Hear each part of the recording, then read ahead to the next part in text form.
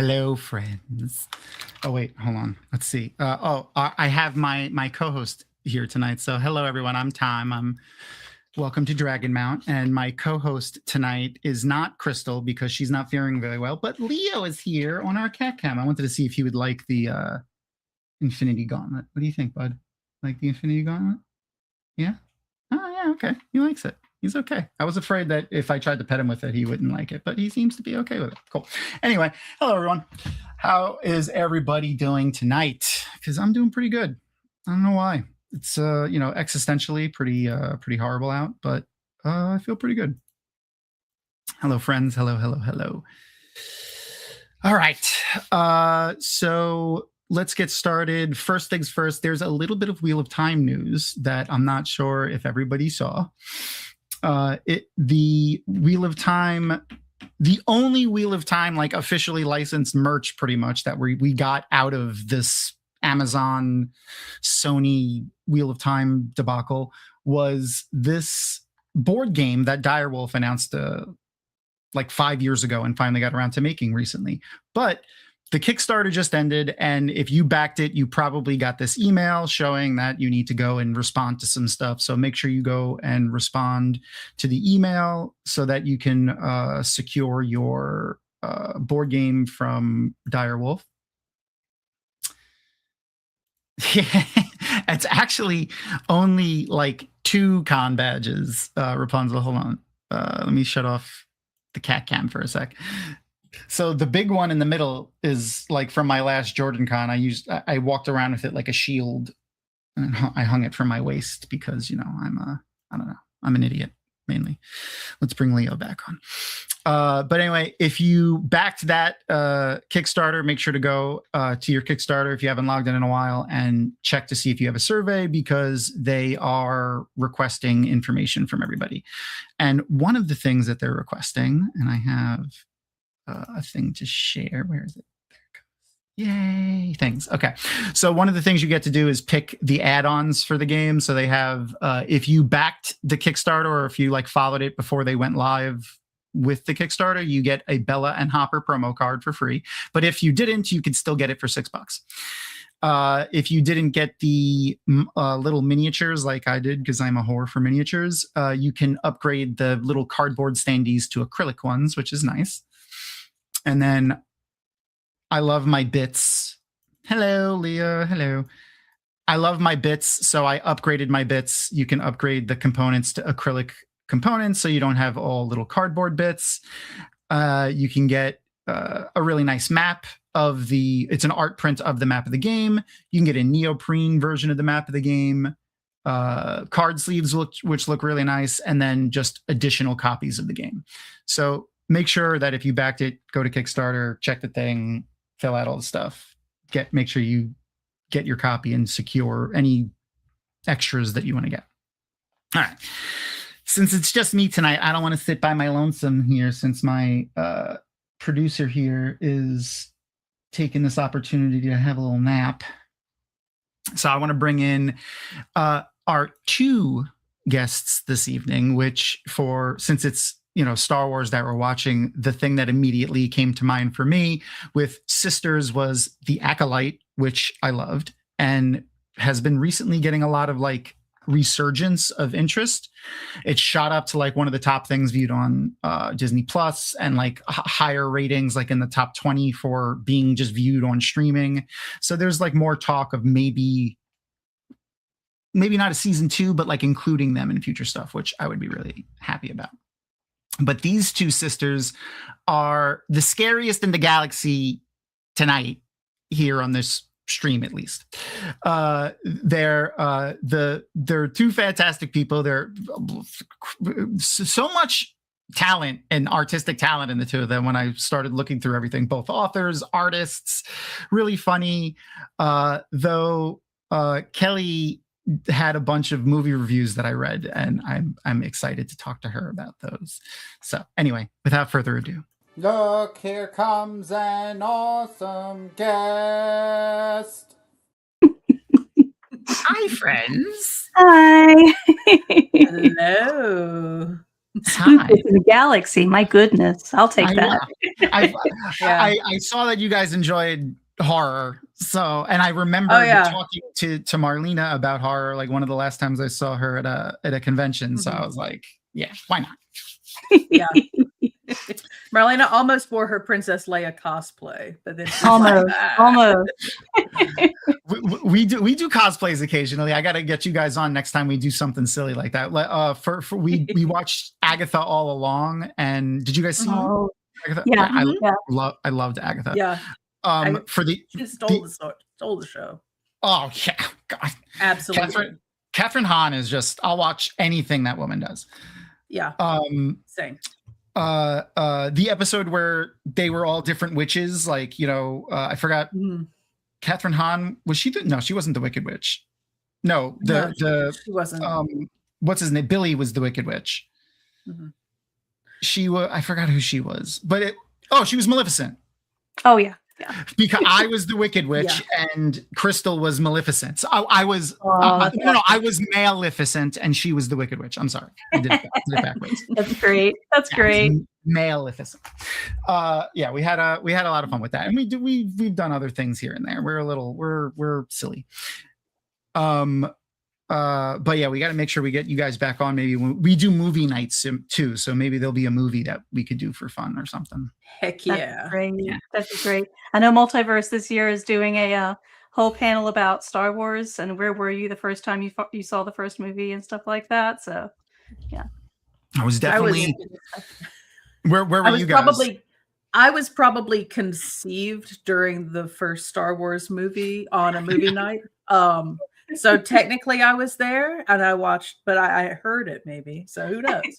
Oh my God. I liked it. I was like, they apparently went to go see it 4 times and liked it a lot, obviously. So that's why I'm here. Fair enough. Thanks, Star Wars. I was gonna say I'm pretty sure I was on the living room floor of one of my parents' early apartments. With my cousin or my uncle watching me, because he was the one that showed me all of the nerdy stuff. But Brock said something in chat that unlocked a memory in my head. Teen Witch. Oh my God. Do you guys remember this movie? I vaguely do. Yeah, it's been a hot minute. It was terrible. All I'm thinking of is Sabrina the Teenage Witch, because I watched all that recently. Oh yeah. All I can think was that witch one with Tim Curry in it. Nope, it wasn't. I'm pretty sure there's nobody famous in this movie. Hold on, I found the cover art, but it's so blurry I can't even read it. But it doesn't matter. It'll show you what it is. But the memory that it unlocked for me was there's a scene in it where they have a rap battle. These very incredibly white characters. Oh my God. That sparks a memory for me right there, and I don't know. Outfit.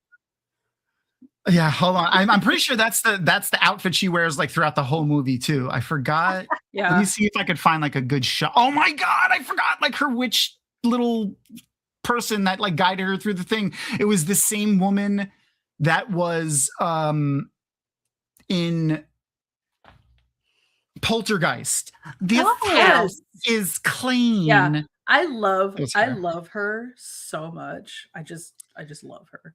Oh, she's funny. Her vibe is immaculate. Oh yeah. She seems like nothing would phase her, and she takes absolutely no shit whatsoever. Right. Yeah. And that's the best way to be, honestly. We all strive for that. Yeah. Speaking of, here's that's what's her face from the movie Teen Witch, which I'll remember what her name is in a minute, or at least look flashbacks it up. To this. Robin Lively is the actor. She is so cute. I just want to hug her, give her a hug. She's just adorable. Yeah, I know. She looks so fun and innocent, right? and but it's also definitely an 80s movie though. That hair. It sure is. 100%. You know what she kind of makes me think of? She's what? The Midwestern mom version of Pai Mei from Kill Bill. She's the old wizened master that you turn to when things are dire. I could see her filling that role. Oh, is her name really Zelda also? because that's fantastic. Amazing. Zelda Rubinstein. But yeah, they do a rap battle in it. Like, it's not her either, the witch girl. It's like her friend. She has dark hair, and she just says, "Take that," like a lot. Take that. And it's just like, take that. And it was just so my friends and I used to do it too. I love it. It was so, maybe let me see if I can find no, top that. That's what it was. It was top. Okay, here. Hold on. I'm not gonna play this entire thing or anything. I'm gonna play like just a couple of seconds of the of this video because it's like 3 minutes long. But it's and I don't want to get a content violation. That's happened before. All right. For an ancient movie, I know they would do that. They probably would. If it's Universal Studios, they would. They need the money. They do. Oh boy. Oh yeah. All right, I'm gonna share my screen and we'll watch this video real quick.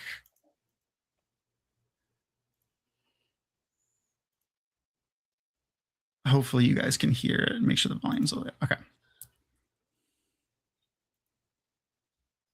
That hat. Yeah, there it goes. There it goes. Look at it. Look at them. Oh my god. Oh boy. Oh. And the hair that doesn't move yet. No. Oh my god, it's so bad. Oh, do we have to have the zoomed in shot for so long? Oh my gosh. Top that. So bad. Real reaction there, biking up and stopping, like, what are we seeing? Yeah, what are we saying? Okay, but their outfits are coordinating though. That's like Yes, they are. They're bad. Yeah, they're reversed. Yeah. Uh-huh. Oh yeah, and then she does some magic here to make her friend like a rapper. Hold on. There we go. There's her magic amulet. I forgot about this. Oh this movie is. Thank you, Brock, for this. Thank you very much because this just unlocked so many memories. The zoom in of the boot box. Oh god. The boombox. I would love a boombox like that. Me honestly. too. They're harder For to real. find now. Still right now. There she goes. Oh She's no! not bad. Oh no! She's not bad. Listen to that voice. She's not bad. Look at this guy's face. Top that. Top that. It's so bad. Oh god. It's so bad. All right. That's good. Wait. He looks offended. He is. Oh, look at the don't. So bad. I could just see the top that. They censored themselves. She said, "I don't really give a." This needs a musical remake. For a second. That needs a musical remake. Oh my god, 100%. I want them to read. I want the actors from that to redo that whole scene. That's what I want. Yeah. That would be fantastic. Feed me. I'm here for this. Let's go. Oh my god, that freaking movie was so bad, but it was fantastic. It's gonna be in my head all day. Yeah, perfect, beautiful. But you're a bull, so top that. All right. Oh man, wow. My wife is not going to be happy with you, Brock, because I'm going to be singing "Top That." I'm going to be telling her "Top That" all the time. And she's not going to be fucking happy with you. Yeah, and you've communicated it to us. It's like it's like a virus. It's great. I love it. You're welcome. Yeah, I'll spread it throughout the internet. We will bring Teen Witch back. Everyone will love it. It's going to be fantastic. Yeah, we'll watch it and love it. Speaking of watching things and loving them. This is about the time when we start talking about the nonsense that we've been watching lately. Hold on, where's my incredibly professional and amazing video for the segment? We're gonna talk about things that we read, watched, and played. All right, let's go right now.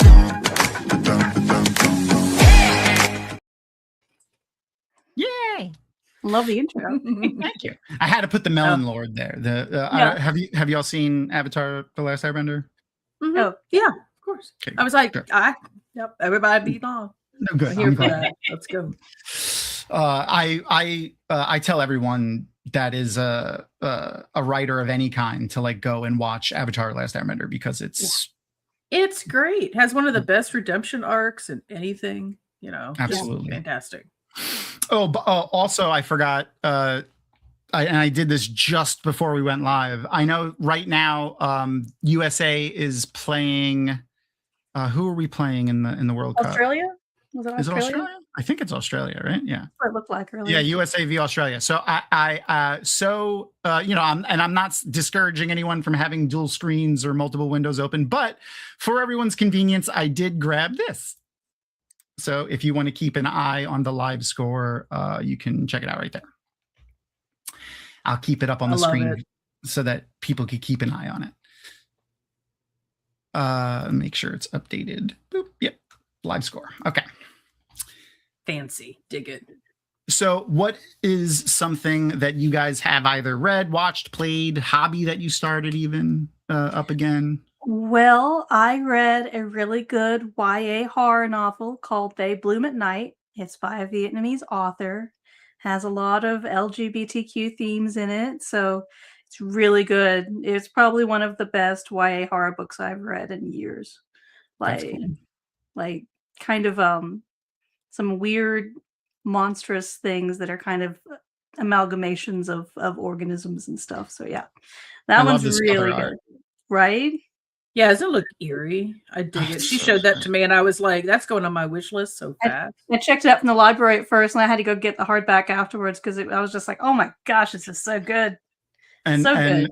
The author Trang Tan Tran. Forgive me if I butchered anything there.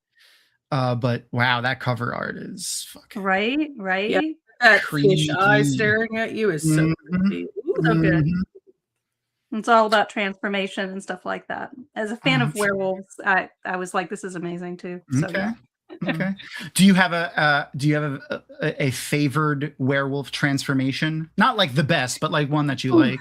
As far as like film or anything could be book, could be film. I really like in film. I like, of course, American Werewolf in London. It still has some of the best. I just love watching compilations of werewolf transformations. And what was that other one? The one that there was. Is it the one you're always telling me is awesome? Because I know. Yeah, where he like. Is it the Hemlock Grove? Hemlock Grove. Yeah. Hemlock Grove. Yeah. Okay. I've seen a few episodes of that. You know what? I'm not a huge I used to like it, but then when I found out a lot of the information behind the movie, the Underworld movies, that they pretty much stole the whole thing and it didn't give any money or anything to the original creators and stuff. And we've had one of the original creators on the show before of Vampire the Masquerade and Werewolf, Bill Bridges. They just took everything. Yeah, they did. And just they barely changed the names of things too. Yeah. But the werewolf transformation in those was pretty cool. I liked the werewolf transformation in that too. I really did. I wanted more of that werewolf vampire hybrid at the end. We just got it for like 5 minutes and it was gone. It was pretty cool. All this buildup. I mean, the actors that were great, but can I ask you a question? Shoot. What's the worst werewolf transformation you've ever seen? That's the big. That's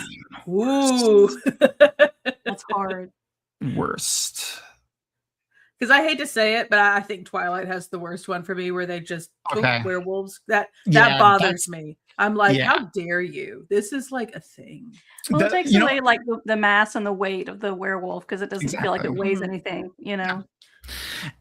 Twilight's bad, honestly. So I know it's not a werewolf, but when you said that and I remembered it like the way it looked in the movie, the other thing that popped into my head was when Dracula from Bram Stoker's changes into a werewolf and that because it's the same. He just kind of shrinks in as a wolf, and I didn't like that. Yeah, Gary Oldman. Yeah. I want something cool, like a werewolf transformation has a whole history behind it. If you're not going to give me something cool, then don't include a werewolf in it. I forgot which. Okay, so one of my favorites has got to be Monster Squad. Yes, dude, that is an underrated movie.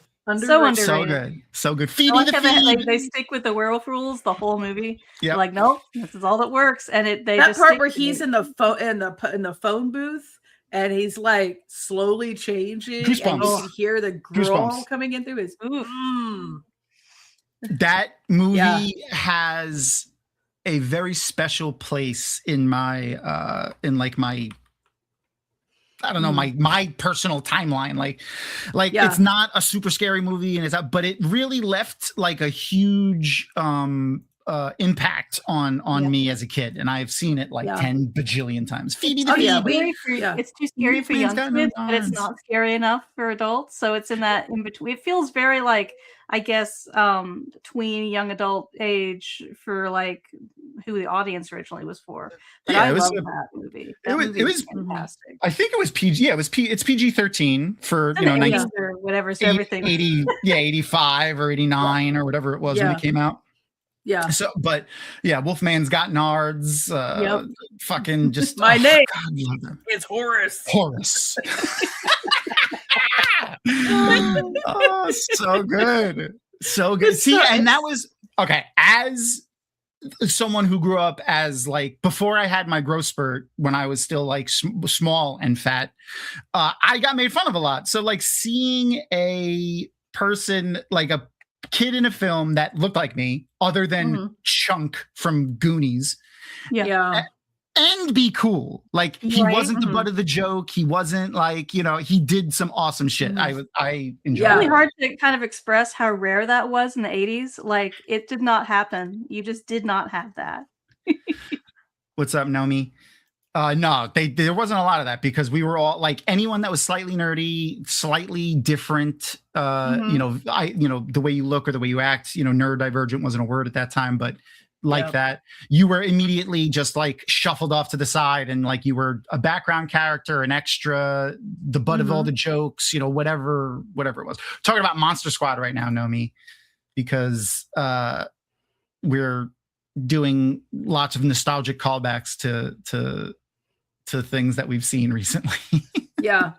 Their werewolf didn't look that great when he was transformed. I mean, he's a good homage to the Lon Chaney Jr., but he's not. But the mid transformation is cool. But that transformation is great. And the way he acts when he's fully human, it's just perfect.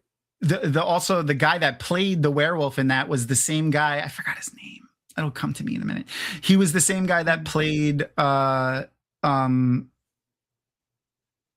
the guy that hid in the basement in Real Geniuses, the one with Val Kilmer. Oh, yeah.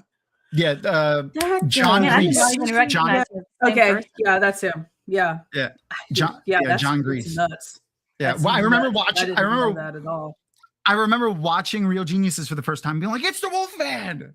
He's in your And that is basement, the what's up? appropriate reaction, honestly. and he's always been the Wolfman in my head. Like when he was in an episode of Supernatural and he wasn't the Wolfman, I was a little disappointed. He was like he's another hunter in Supernatural or whatever. But Yeah. You had definitely- an opportunity. for real. And they didn't even bring up Nards one time. Oh, man. That's crazy because Supernatural is usually really good about that.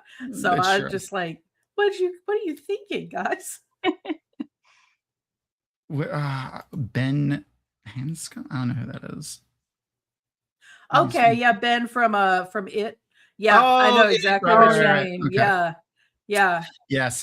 I didn't recognize the And name. he gets And he gets did. the girl He in did. the end. That was like, I think, Spoilers early for 90s decades old book. when it came out, right? 92 or 93, something like that.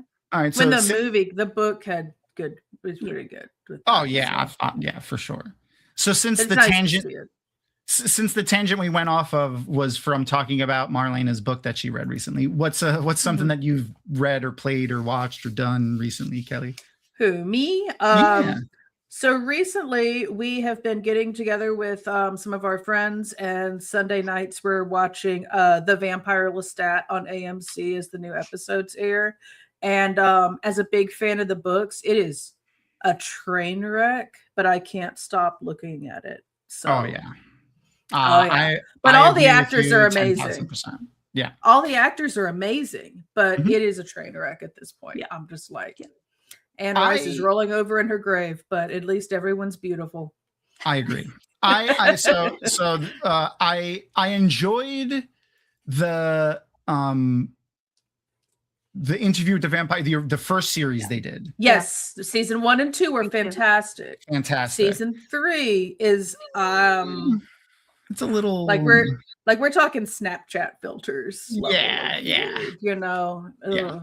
And then I've only seen the first episode of this Vampire Lestat show. It doesn't get better. It Okay. only gets worse. All right, I'm still gonna watch it. Yeah, I'm still a watch it because completionist. like Like I said, it's like watching a train wreck, and there's Okay. bodies everywhere. Things are on fire, but you still want to look at it because you're like, wow. Everyone's That's- You make so sure you have a gorgeous. drink with you or something when you watch it, just to make it easier. Yeah. Especially if you're a book fan. Yeah. Yeah, pace get yourself yourself. a little, just be prep, because it is. If you have any characters you particularly love, and they're not Louis, Lestat, Armand, or Daniel, you're in trouble. Yeah. That's what it seemed like. It's very Yeah. like kind of like fan servicey, I guess. It's kind of like major fanfic at this point, and Yeah. not great fanfic either, because I do love me some good fanfic. But Well, they've introduced some weird things, and like they have fully leaned into this weird idea that like Lestat and Gabrielle, his mom, are like in a sexual relationship, and they have to give it Yes. to you every single episode. And for a queer show, there is surprisingly little queerness in it, Yeah. right? This next episode, so it's Except this, a lot of bait. like I heard about that, and I was like, yeah, I'm not a fan of that. Mm-hmm. I'm not a fan of that. Like, don't lead me on for 2 seasons and then bring in another one and then like, well, Yeah. Well, they now have one of the producers in their after dark talk with the actors each episode too, Yeah. and it feels weird. It feels weird. Yeah. I don't yeah. know what happened behind the scenes. I'm sure it'll all come out in like 5 years or whatever. Yeah, They should have like- just given directorial control to Sam, who plays Lestat, because he's a massive book fan. And every time they interview him, they're asking him like, why is Lestat doing this? And you can just feel his discomfort because he knows this is not in character for the Yeah. character, but he's having to do it anyway. And it's just so awkward. No thanks. We could definitely do without that. Yeah, I don't do it. Yeah, no. What did I? Oh, okay. So I watched a couple of things.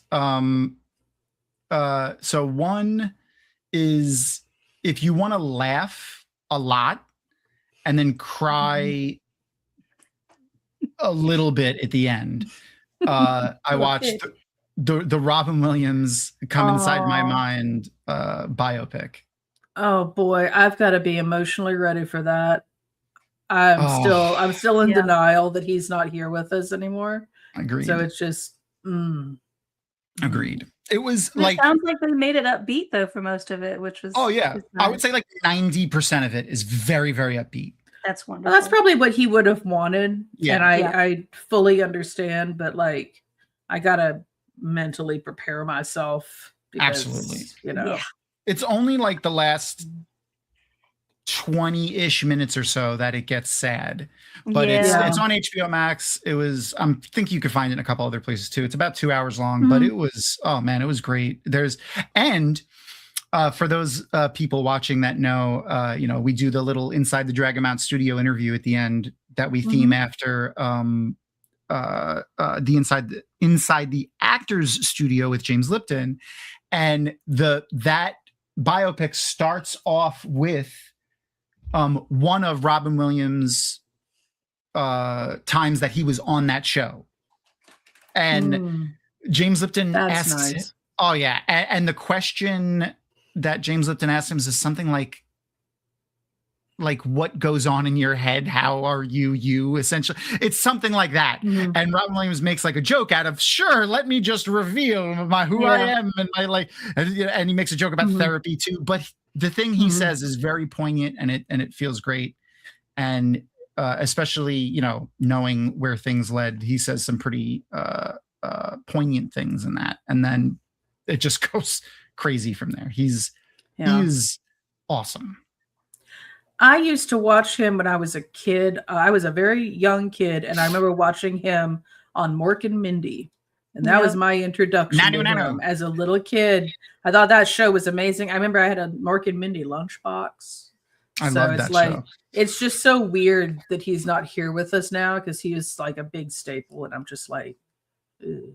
But that show is pretty funny still. Like, I mean, he's entertaining. Absolutely. And especially what you know now about Robin Williams and how he's so improvisational and things like that. You can, if you go back and watch anything he's ever done, you can see when sometimes like Robin Williams irks out into those characters when you can almost tell the scenes that he plays with. Like, oh, they shot that scene 200 times with him just ad-libbing over and over and over.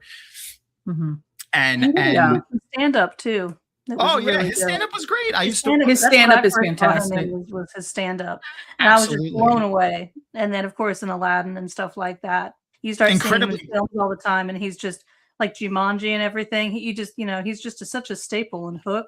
Like, holy crap, how the heck? Did you know Glenn Close was one of the pirates in Hook? I didn't know that.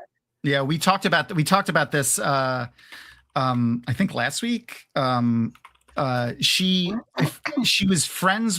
good friends with Robin Williams, and I forgot who the director. Who was the director? Famous. Is it Spielberg? No.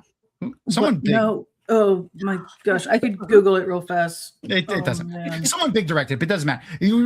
Also very good friends with Glenn Close, and they asked her if she wanted to be in, and she said yeah, and they made her a man, and she's here. I got a picture, completely unrecognizable. Oh my god! I did not know. Yeah, is she just a random pirate? Just a random pirate. She's just back. I'm gonna see that dude now and be like, did she just want to be on set? Yeah. I mean, honestly, that set looked amazing. I would have wanted to be on that set. I was going to say there's some dwarf cosplayers out there from The Hobbit that would love that beard. Oh God, yes. And her character's name was Gutless, by the way. Gosh, I remember that. It's during the scene when they're all singing on the ship at the end. Yeah. Oh my God. And of course she's there when they're singing and dancing and doing. No, you showed me a picture of her, and I immediately am like, I've seen this character once. So my girl has been in stuff that I didn't know. Oh yeah, Glenn Close apparently is amazing. Like she's hilarious and does shit like that all the time. So that's fantastic. Yeah, I've heard she's a lot of fun in person too. So like, I'm sure. Oh God, yeah. I remember that too. Yep. Yeah. Was that on like the Merv Griffin? No, it was Ed Sullivan. Maybe like they were on together. I don't remember. She had a show.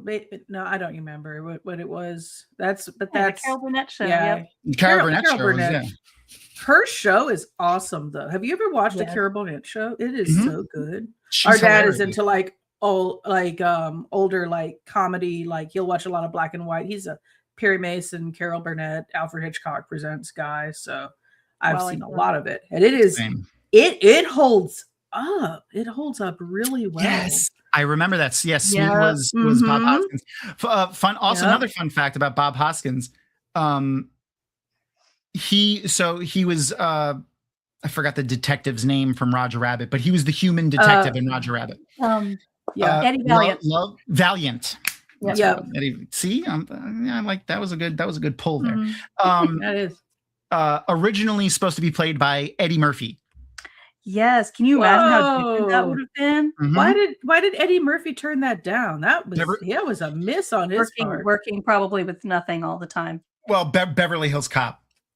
Oh, that was absent. Yeah. That was when he got pitched Beverly Hills Cop, and he was going to be basically the first Black person to star in a major Hollywood action film where it wasn't gonna where he was playing a cop and not like something stupid like a drug dealer or something stupid. You can't turn that down. That's really important. That's why that's like Hoskins was talking about how he kind of had to go crazy for a little while filming Roger Rabbit because he's just talking to animatronics and puppets and hooks and things like that all the tennis time. Balls. No, that was too early for tennis balls. That does make me think of that that scene where Ian McKellen just like breaks down because he's just talking to tennis balls in a green room. He's like, "This is not why I became an actor." The existential dread of that is like such a mood, honestly. That was the early 2000s when they green screened everything. Yep. I'm glad they've gotten away from that, but now it's like a nice hybrid. Push. Oh yeah, from the actors and us, because And it's so odd too, because the practical effects are cheaper and usually look better. So I just Well, I remember they said they had to do it because of whatever screen size they were filming on, oh yeah, or right. because the forced perspective doesn't work. You have to Makes do sense. it with a screen, and it's so Well, I didn't then think that don't made any use sense at the that. time, but Yeah. I'm sorry. I'm just Thanks, like, well, Nicole. don't use it then. Yeah, Don't those use it. tennis balls were Right. being I very- know that was. I like felt bad for him because I hope you got think to hand them I to a lot of mean, happy dogs afterward and watch them get torn up. yeah, that's true. All right. I'm going to share the link to our watch party. So this will be a link to our Discord so that you guys can find the instructions on how to join our watch party. I think Erin shared it once in chat. I'll share it again if she hasn't. And we can start getting ready to watch that. We'll give everyone a few minutes to join and get that all going and stuff. And then we'll Just want to show that I wore my Leia shirt today. Woo, Oh, so I'm ready to go. Yay!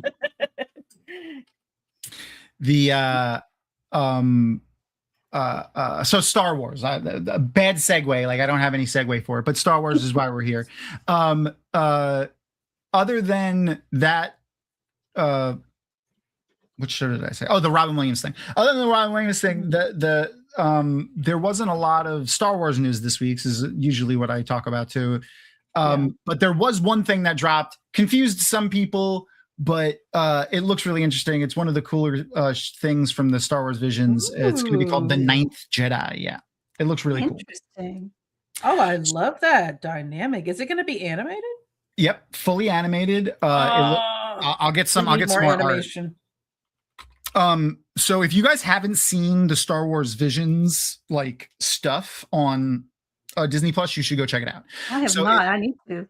It is entirely animated shorts. It's like an anthology. And this is something that pisses some people off, but specifically for this project, I don't care. None of them are canon. Oh, because it's like alternate universe stuff. Hello, it's just Zoe. They don't try to explain it in any way. It's just this is fun Star Wars stuff that we let. Each episode is done by a completely different animation studio. Wow, that's so cool. Yeah, so I love that. No episodes. They're just single anthology type episodes. They're between, I think the shortest one might be less than 10 minutes, and I think the longest one might be like close to 20, but that's it. And they're self-contained, they're singular episodes. They're very each episode is very, very, very different. There's some that are wildly like fantasy, some that are wildly science fiction. Studio Ghibli did one. Oh, that's awesome. That's very, very cool. Here's another image for The Ninth Jedi. Oh yeah. That's really pretty. So breaking with that tradition, they are giving one of the more famous anthology episodes its own little spin-off of that, and it's going to be this Ninth Jedi. It takes place hundreds or thousands of years into the future of the Star Wars universe. There's no Sith, there's no Jedi, and it's about this girl finding lightsabers are incredibly rare. Like they virtually don't exist anymore. And she gets this lightsaber, and it's a new type of lightsaber with a new type of kyber crystal that they found. That is basically like a mood ring. The color of the lightsaber shifts with the user's state, not just emotion, but things they've done, things they're doing, their thoughts, their actions, everything. Wow, that's an interesting tell for a character. I love them doing that because I can't imagine how rough that would be to try to build something inside the canon for Star Wars right now, considering how varied and different it's been across the movies and the books and games and everything else. So you have to do talking. Yeah. Yeah, this is Zoe. She's clingy. She's our little 12-year-old. She's been shaved recently, so she's not as fluffy as she usually is. She's coming for warmth now. Oh, here's another image. Oh, that looks really cool. Yeah. She's a teenager. I forgot how old she's supposed to be. But it looks like it's gonna be good. I'm excited.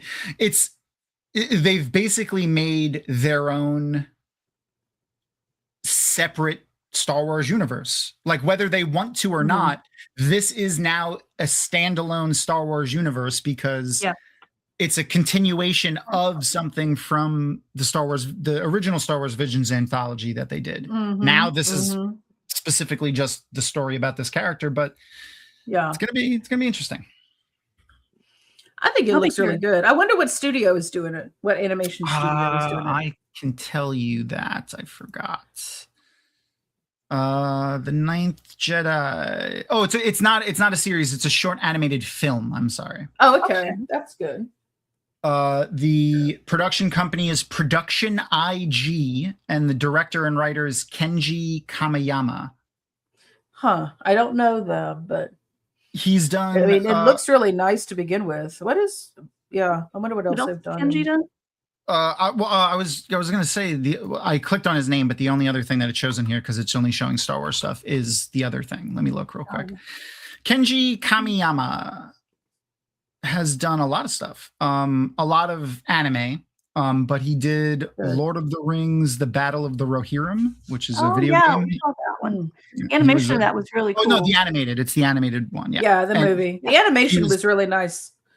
The storyline was kind of mad, but this, he directed the whole thing. Yep.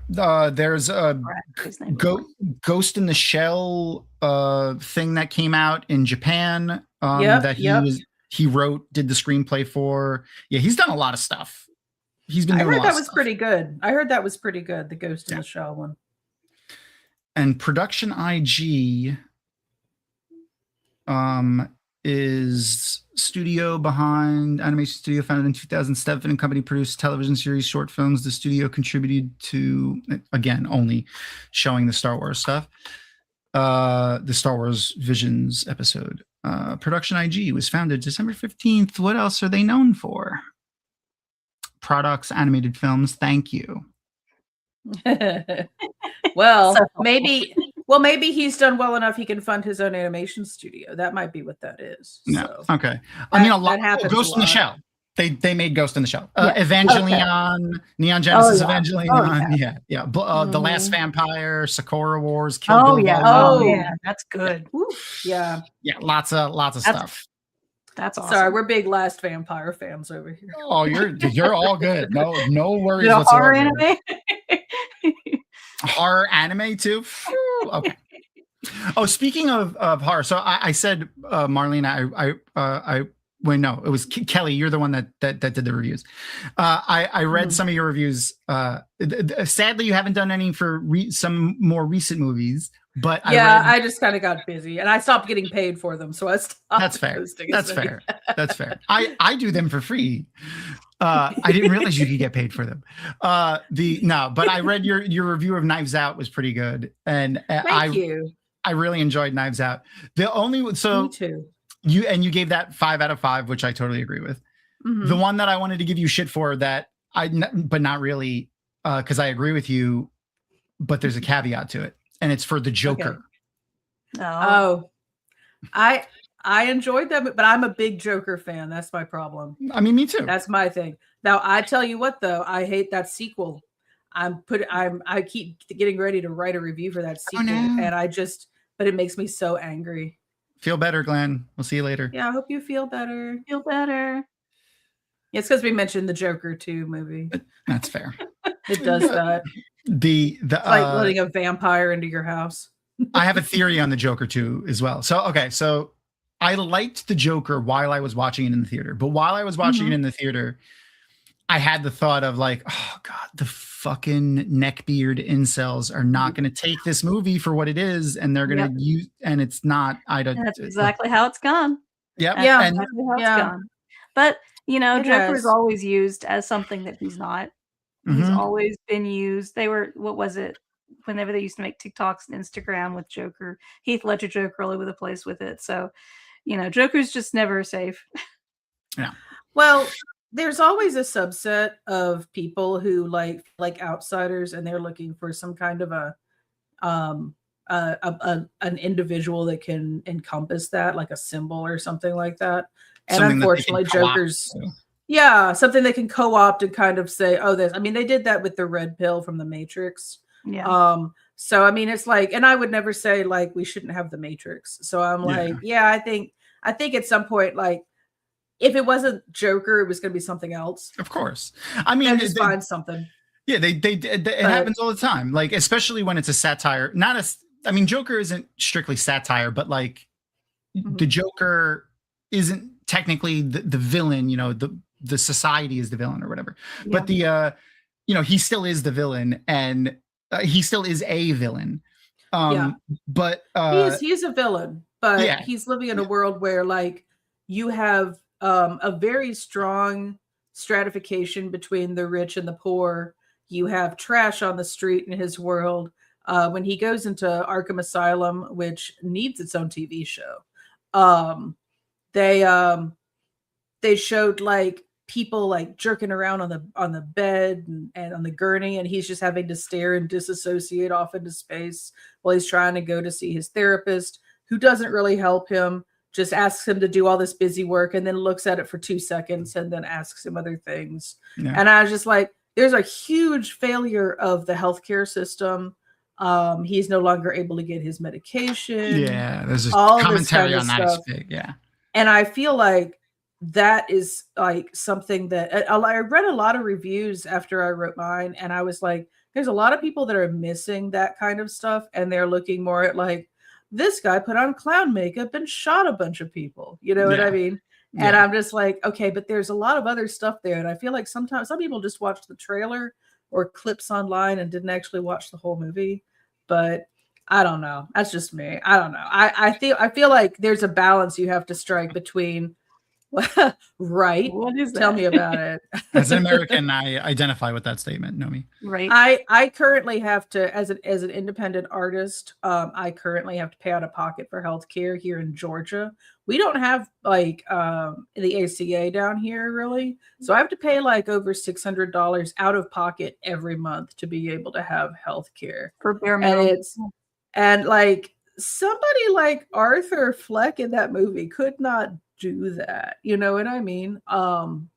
So it's just, I don't know. I think there's a lot of good stuff that's in that movie, but I think it's kind of like, I don't know, for some reason the bad actors make it a little bit of a different takeaway, because you can't look at it in a vacuum, but it's also like, that's I don't know.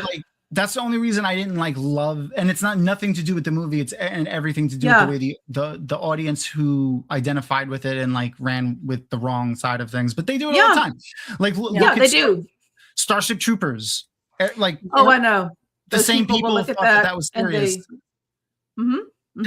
And Fight Club is the same way. They do that with Fight Club too. Yep. They'll be like, oh yeah, we're pro masculinity, and it's like, this is written by a gay man. It's completely and he's the criticizing pro-masculinity. That power completely goes over their head. American Psycho as well. There's people who look at that as like, no, this is like a guidebook. And it's like, no, this is critiquing this culture. No one should want to be Patrick Bateman. Bateman doesn't want to be Patrick Bateman. Speaking of, and don't get me wrong. I mean, I'm sure, I feel like I'm safe to assume that all three of us, including Crystal, probably at some point, thought this, but similar thing with the Joker. People are always like, Harley Quinn and the Joker relationship clothes. I'm like, no. Like as a joke. No.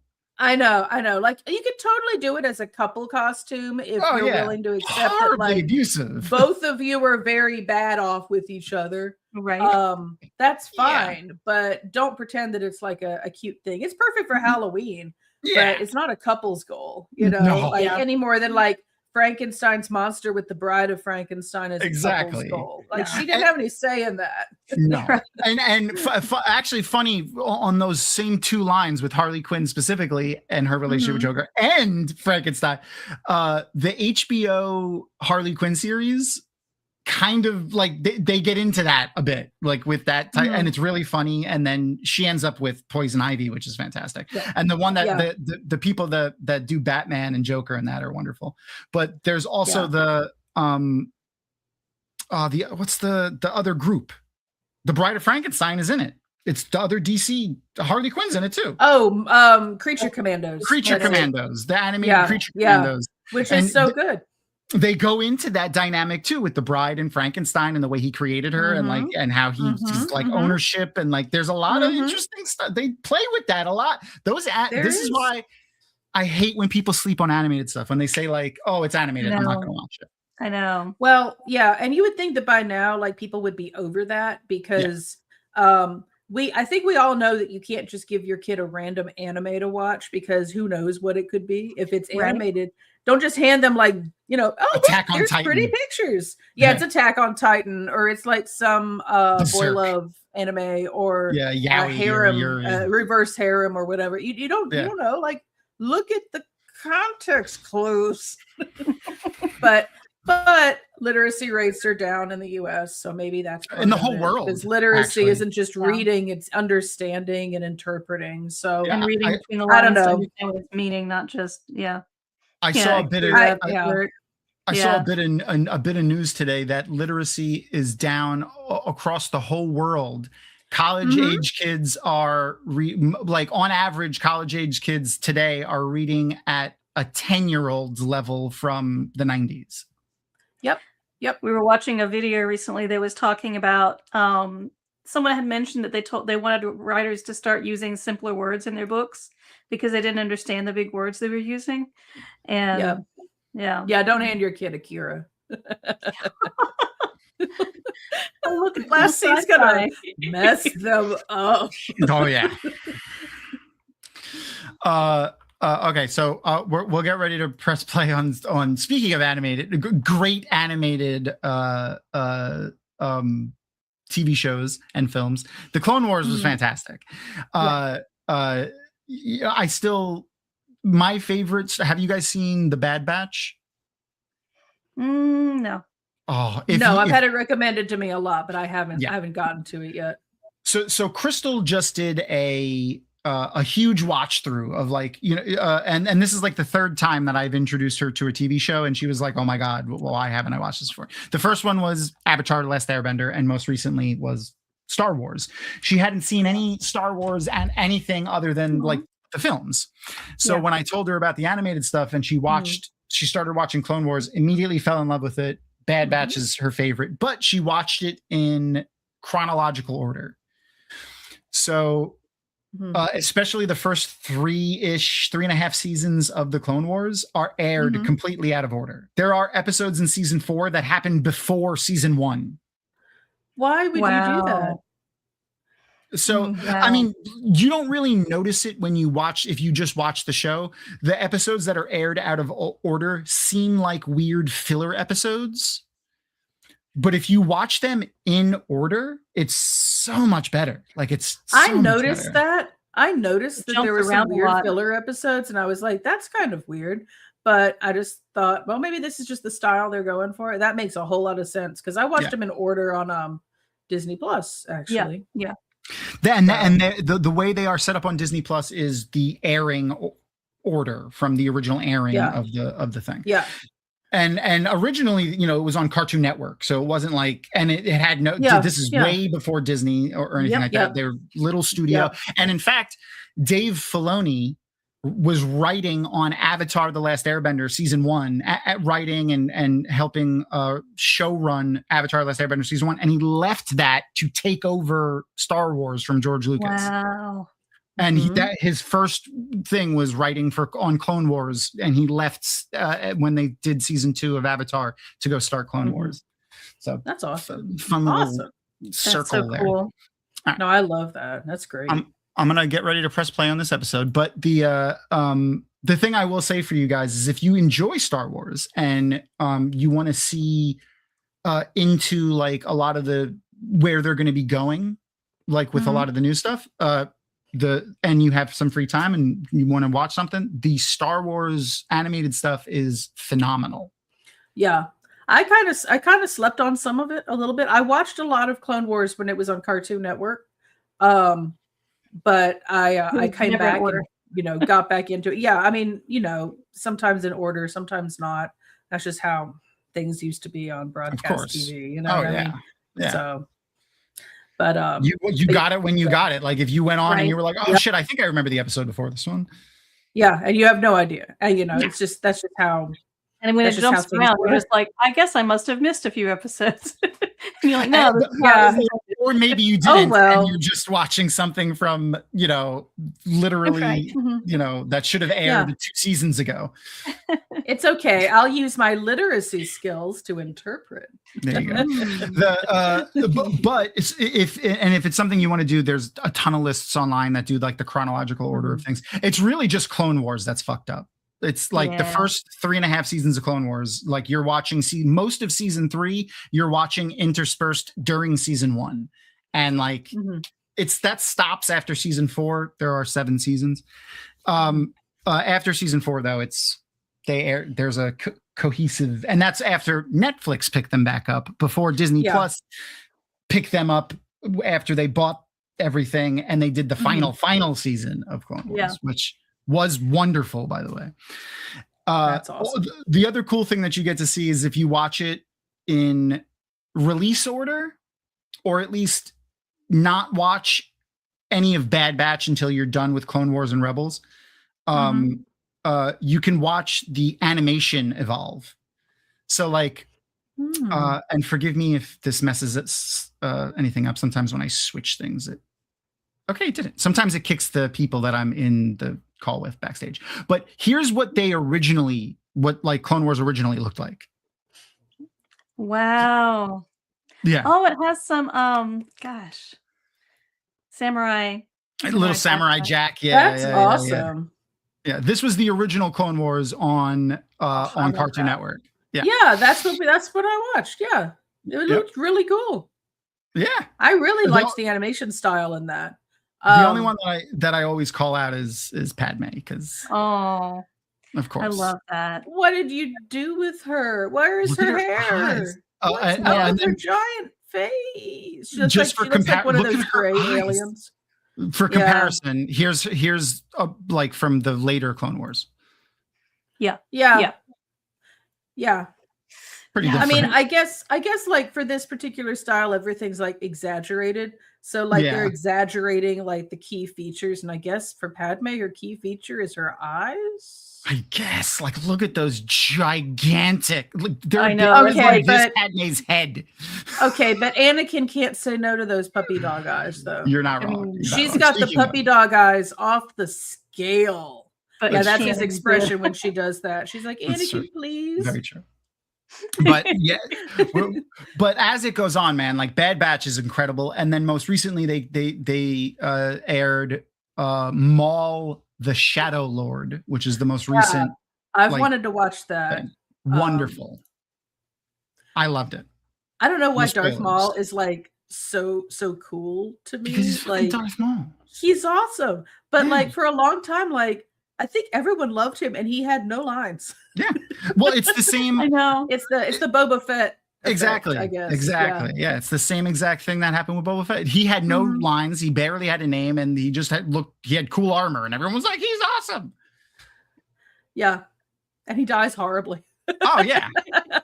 Or except he doesn't. Or does he? Yeah, I know. For I mean, I feel like there's nobody that doesn't know this at this point, and we'll press play on the show in a second. But if you have you ever seen Parks and Rec? Do you know about the Patton Oswalt thing? Yeah. Where he's doing a filibuster, and during his filibuster, he's a giant nerd, Patton Oswalt. So he riffs and does like a improvisational thing, and he talks about, and he literally verbatim narrates the opening of the Book of Boba Fett, but it's 15 years before they would write it.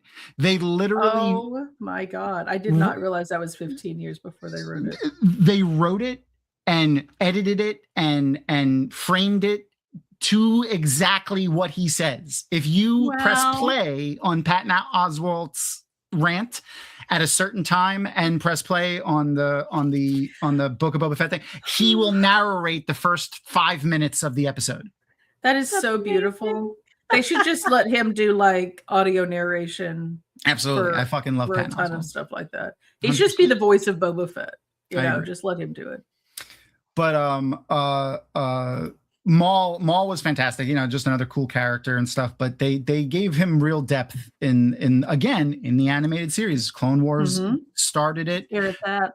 He comes back in Star Wars Rebels. So if you haven't seen Rebels, I would watch that before Maul because very important stuff happens in that, especially with Maul's character.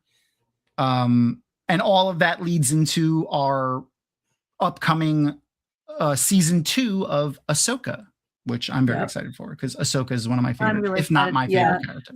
Yeah, and I think like I get suspicious of people that don't like Ahsoka because she's so likable. I'm just like, I know. how would you dislike this character? She's so Yeah. cool, and she's just I don't know. She's just a good well-rounded character, and she's I written feel to be a like- good person. Doing her So best it's with what she has to work with.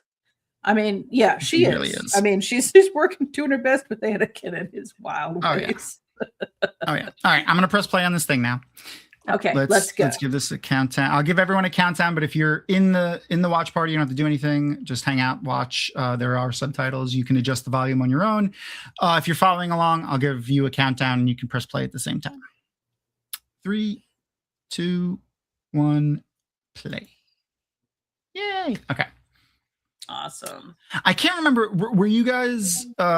Did you guys read Wheel of Time at all? No, I haven't read that. Okay, I wasn't sure. No. No shade at all. I was just asking because one of the things that we ask at this point sometimes with people that have read Wheel of Time is who in the Wheel of Time do you think would have been better? Like would have been better off if they got this advice? And I feel like Matt would have been good with that. Let's see what chat thinks. Chat, what do you think? Who in the Wheel of Time could have done with that advice from our fortune cookie at the beginning of the episode? This is also one of my favorite things that they do. And I love that Legend of Korra started doing it too when they recap the episodes like old school radio announcers. Yeah. I love that. I love that style because it feeds into that the original like with the I don't know, the inspo for Star Wars itself with like Flash Gordon serials and stuff like that. Yes, exactly. Yep. The old westerns, spaghetti westerns. It just makes me so happy whenever I hear that. Hey, coming up this time. Exactly. 100%. They George Lucas was a huge fan of the spaghetti westerns and the old school serials, especially Flash Gordon. Obviously, it was a huge influence on it. I mean, that's where the scroll comes from. The Star Wars scroll comes from Flash Gordon. Which is go ahead. No, that's it. I was just going to say it, which is wild because the spaghetti westerns come from Italy, which were inspired by our history of westerns over here. So it just bounces back and forth over the pond. And then a lot of the ways that they were shot and the stories that they used in the spaghetti westerns were taken from the like old school Chinese and Japanese like Ronin or like Wandering Warrior films and stuff like that. Yeah. Which I thought was awesome. Yeah, it's super awesome. And honestly, like I think when you like go back and rewatch those, you see all of that kind of inspo. Yeah, they do have big Star Wars vibes and how much they've influenced just in general the action adventure movie landscape here in the US. 100%. Awesome. Oh yeah, Galad would have been good with that too. Galad without honor victories. Yeah, because he loses. There's this character from Wheel of Time does a lot of questionable things, and he's very annoying. He's one of the characters that like everybody, like 90% of the people who read this book hate him, and then there's 10% of people who think he's the best character in the series. I mean, that's kind of how it goes for a lot of like characters like that do questionable things. Yeah, morally gray. Yeah, it's not really morally gray. It's he makes a bad choice, but he sticks with it, even though it's a bad choice. Yeah. I mean, I will say, like from Lion, Witch, and the Wardrobe, I am an Edmund apologist, so I completely feel that. No, maybe I feel you might be a fan of Galad and Gowan when they. He worked hard to make up for it. He didn't know what he was doing. He wasn't fully informed. Fair enough. So one of the things I saw today was a Sam Witwer, who is the voice of a bajillion. He's an amazing voice actor, but he does Darth Maul, he does Emperor Palpatine, he does a lot of stuff in the Star Wars universe.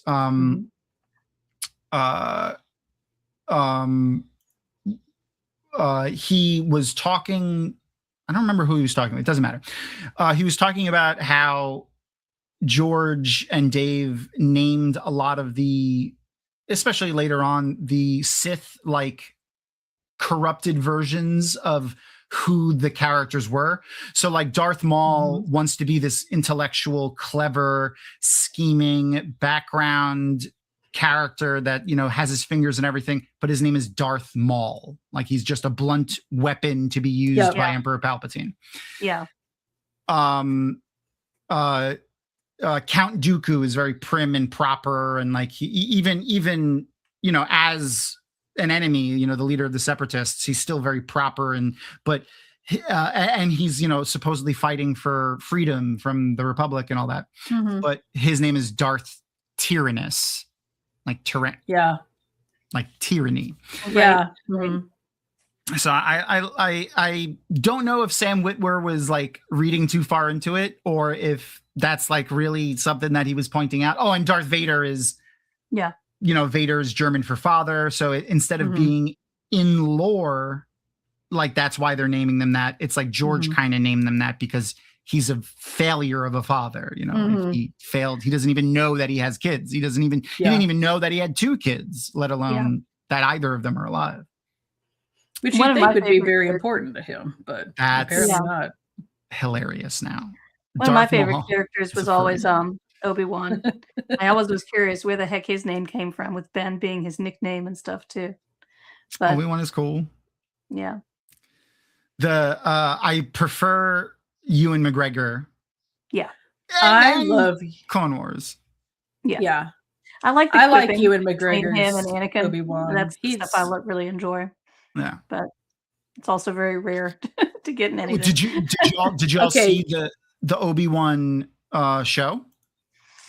Yeah, I watched a good chunk of it. Okay. Marlena was not happy with that. She's a big Obi-Wan fan, and she was just like, Obi-Wan, what do you do with my guy? Sorry. When I first watched the first movie, whenever that happened with him, I was like, I got to turn this off. This is a bad movie. I was like 8. That's what she does. But whenever one of her favorite characters like dies or something, she'll just like I've gotten better as the I've whole gotten older. But thing. as a kid, I was like, this is stupid. She read the Deathly Hallows book from Harry Potter, and when it got to where like Lupin is dead on the ground, she flung that book across the room and was like, "This is shit." Yup. Took me months to pick it back up again. What a mood, though. I call that putting books on punishment. Yeah. I have a very long-standing hate for George Lucas. I talk about how he's not responsible for anything that we like about Star Wars. Friend, I am also a big hater on George Lucas.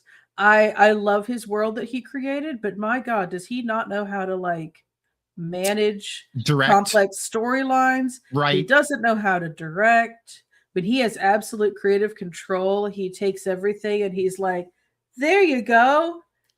Good luck.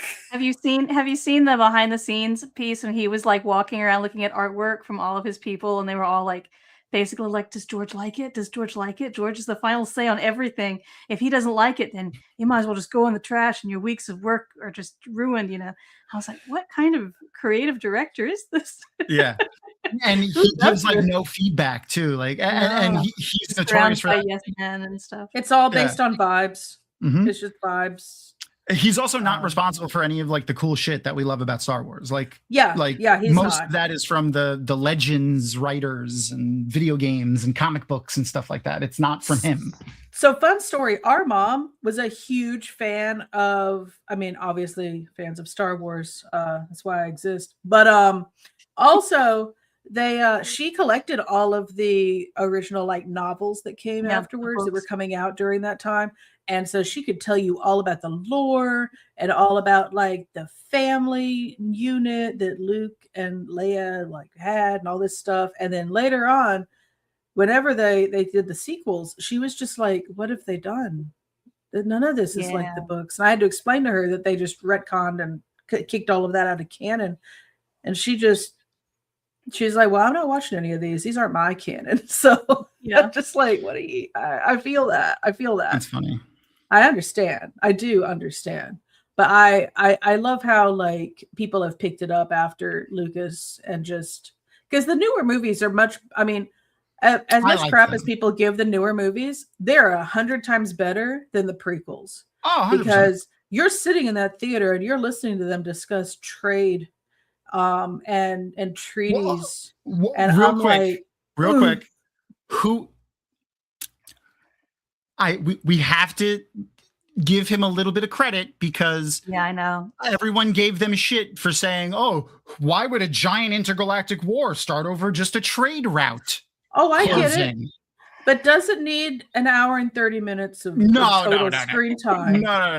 That's my thing. Like, you can say the Usually right do. thing. But that could have been 5 minutes. You know what I mean? Yeah. Or it I could have mean, been an you can- overnight bombing that Emperor Palpatine just constantly said that he won over and over and over again and was over, but Yeah. then kept doing, fighting for years. Yeah, I one of agree the with things I Rapunzel wanted- that head canon and Yeah. heart canon are better than corporate canon. I agree. I agree. Yeah, I yeah, totally yeah, agree. You yeah. can choose what you like. I agreed. See, this is why we like Rapunzel. I like her brain. Yeah. It's rough because it's just like, I mean, honestly, you have to look. I was big into the Harry Potter fandom for a while before J.K. Rowling went insane.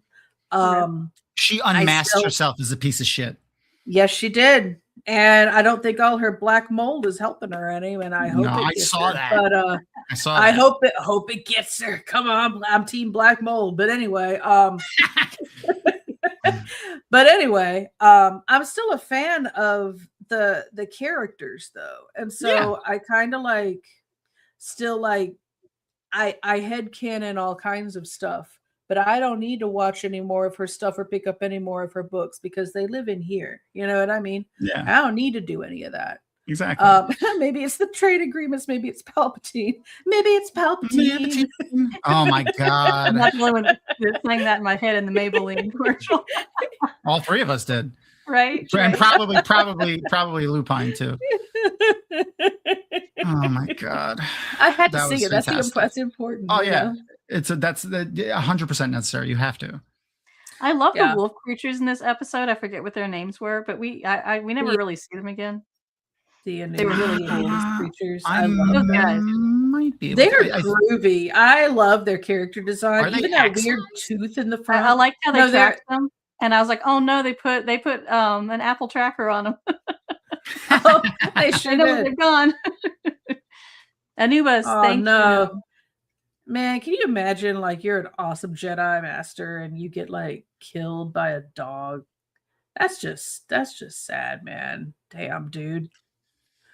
That's rough, bro. Rapunzel. Why? Killing. Okay, but Rapunzel, you are correct though. Right. It's true. Like, It's very true. my God.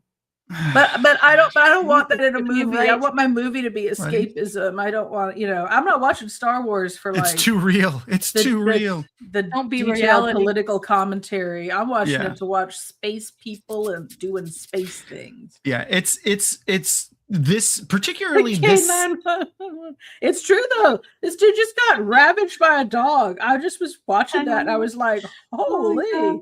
this man's gone full ragdoll. This dog's just throwing him around like nothing.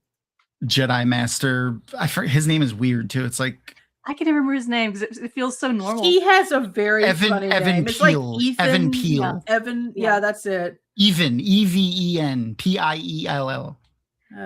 Even He's got a Peel, like weird- even he's got a keel. weird- He's even keel. Yeah. That kind of stuff is stuff that I'm like, George. Oh, yeah, no, George. they put so much reference into this. There's so many movie references. There's so Oh, yeah. so many, so I many. I love that. That stuff I love. And I will Yeah. say that Captain Tarkin in this is like on point. Oh yeah, him On in these couple point. episodes. I actually have a couple of things to show his evolution here. Yeah. Wow, that's him in cool. these episodes were really really cool. Seeing him like He's good. And I like seeing the beginning of a rapport between him and Anakin. mhm. Yeah. As like and you can really start to see in this one, I think, Anakin and Ahsoka and the other Jedi sort of splitting apart. Yeah. They're like Anakin is just. Would you say Anakin is lawful evil or lawful good that becomes lawful Ooh. evil? But he's definitely lawful. I mean, it's definitely He's not more lawful. chaotic. He's just like, no, we're not doing this. He has a set of like, I wouldn't say he's lawful. Okay, Yeah. I agree he's lawful. I think he's lawful evil, but not lawful in the sense of like lawful in the sense of he has his own set of rules that he believes are the right way, and he follows them. A lot of like the narcissistic leaders, like Palpatine, is also lawful evil, I would say. Yeah, but it's interesting too because he's following the laws that like Tarkin is following. Yeah. So those are laws. They're just stupid laws. Exactly. But Anakin's not afraid to throw out whatever rules there are outside of him that he didn't impose on himself if it suits the moment. Whether it's the rules of the Jedi Order, the rules of the Republic, the rules of the Empire, the rules of the squad that he's currently on, like it doesn't matter. See, I feel like Kylo Ren is more chaotic evil. And I see the thing is like he thinks he's doing good. He thinks that what he's doing is lawful and he's the hero of his own story. He's more against the Jedi than he is against the Republic. Like he sees them as one and the same now too. Yeah, that's one of the big problems with them. Yeah, he started like merging them in his head, so when one falls, they both fall. And he's so, I don't know, man. I feel like because Jill doesn't get his Force Ghost in this that I saw. Maybe it takes a little while. Maybe they need some like churning to come out. Well, I mentioned this last week when because we saw him last week. I don't think we see him in this episode again, or not for a long time again. Qui-Gon Jinn. They actually got Liam Neeson to do the Qui-Gon Jinn voice acting for when his ghost came back in this. I'm gonna call out reverse BLT over here because they are absolutely right about that. Good writing about fascism and authoritarianism. That's true. It's always the same basic playbook. You're absolutely right. You can see it in Anakin coming up that essentially he has a fascist mindset where it's like people should follow the rules and those rules should be absolute. And if you break the rules, you should die. Yeah. Like nothing, no quarter. We make fun of Yoda for when he said only Sith deal in absolutes because that in and of itself is an absolute. But what he meant was like what you just said, like, you know, having these absolute decisions on things with no nuance and no thought and no looking into specific situations is a very fascistic line of thing. Yeah, it's like you believe this or you're dead. I don't care. Yeah, exactly. Right. And then rigidly like taking your set of ideals and beliefs and then rigidly trying to force it upon an entire civilization.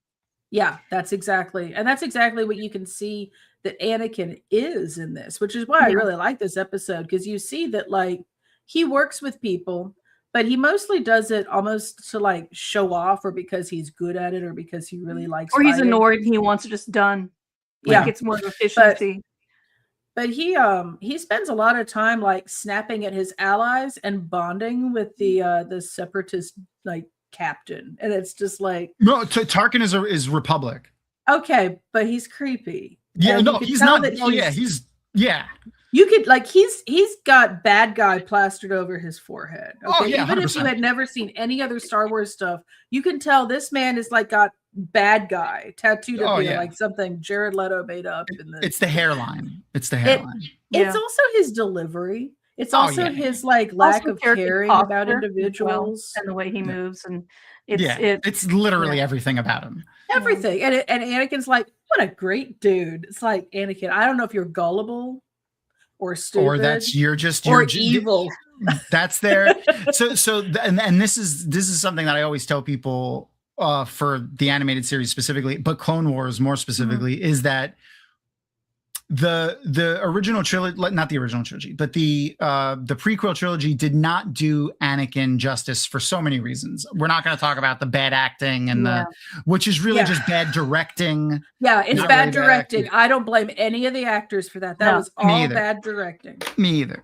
I find it weird when people take out their rage on the actors like they have any say in the final product. It was bad. It was bad acting. I mean, bad directing and bad editing. And George Lucas was responsible for both of those things. Yeah. And Right, and I But think they've used a lot more. but the Clone Wars animated series did with those movies, like despite those movies, they made Anakin's fall to the dark side actually impactful.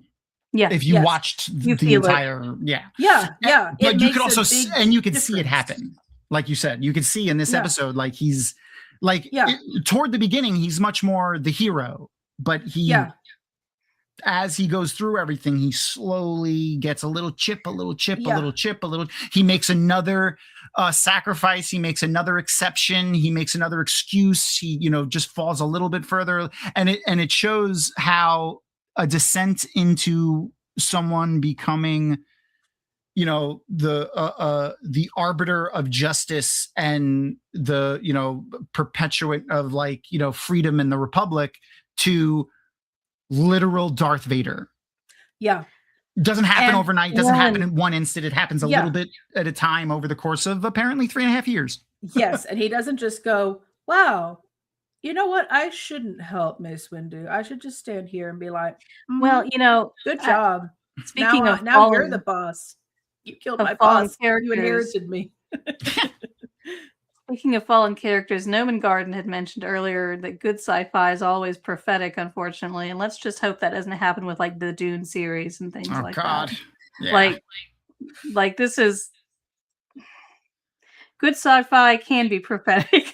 Yeah. Let's just leave it at that. Yeah. Well, I mean, right now we are down in south, kind of mid-south side of Georgia and of Atlanta, and we're on a water watch, and they just put a data center in just a couple of miles away, and suddenly we're on a low water pressure watch, and everyone's having to Electricity, use too. bottled water, and I'm like, and they're like, no, it's not the data center, and I'm like, No. is it though? No, Is it? of course I not. know. I've read lived enough here for articles. years and we've never had this, and we've had it. They're like, we're under a drought. I look, we're level 1. Every place else is a lot higher. Nobody else is having an issue. I'm like, You're in a Yeah. level 1 drought with a data center. Right, yes, right. that's the problem. Yeah. So yeah. And when you continue to hand powers that the chancellor doesn't have, but accumulates them and then doesn't give them back and does things with them that he says he won't do with them, you It's get what almost you have like- today. Yeah, that's so why- so like we don't need to move Season- from Star Wars being relevant right now to Dune being relevant right now, because like I'm scared. Yeah, I'd be scared of that. And I'm tired too. Especially his whatchamacall resemblance to Baron Harkonnen is a little It is. Right? It Oof. is. Like it's not even funny. Like it used to be It's funny uncanny. at one point, and it's like very bad now. So Oh, yeah. But yeah, I Absolutely. think watching these is like more relevant than ever and more important than Oh, ever, because can't it's start like yeah. We can't start episode 21. We need that for next week. Silly me. Sorry. If you guys are hanging out in the watch party, we are not going to watch episode 21 because that would then leave us nothing to watch for next week. So go ahead and just, you guys can leave the watch party. It will be ending right now. And we will watch episode 21 and 22 next week. But yeah, no, I totally agree. And that's why season 3 in particular of Clone Wars hits hard right now because of everything that's happening. Yeah. But I'd rather get it to me through like sci-fi and fantasy than like, Specific. have to like deal with it like in reality right now. I agree. So like I agree.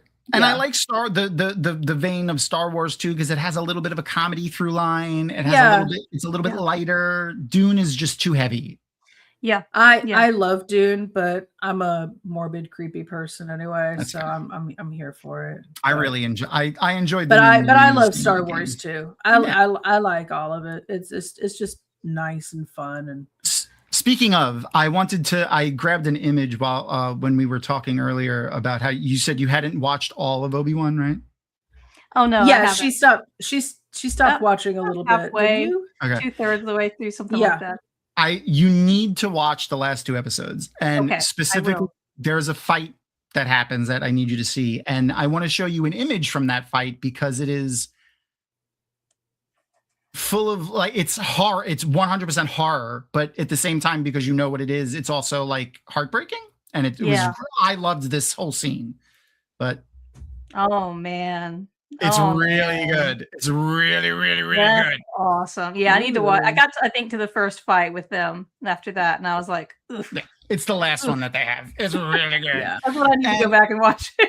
You got me to go back and watch that one. Yes. I'd watched the Solo film, and I only watched like part of that because I was like, what? I love so honestly, and you might so you might hate me. Solo is one of my favorite Star Wars movies. Oh, that's awesome. I love Solo. It's not like, but here's the thing. When I like something, I know it's bad. Like, I know it's fine. Yeah. Oh, yeah. Okay. Liking something and knowing it's bad, but knowing that you still like it. That's a whole different thing from being like, no, I like this and it's art and you need to respect that. It's beautiful. Exactly. Like, that's different. Like, liking something and seeing for the flaws in it is like the most important thing, I think.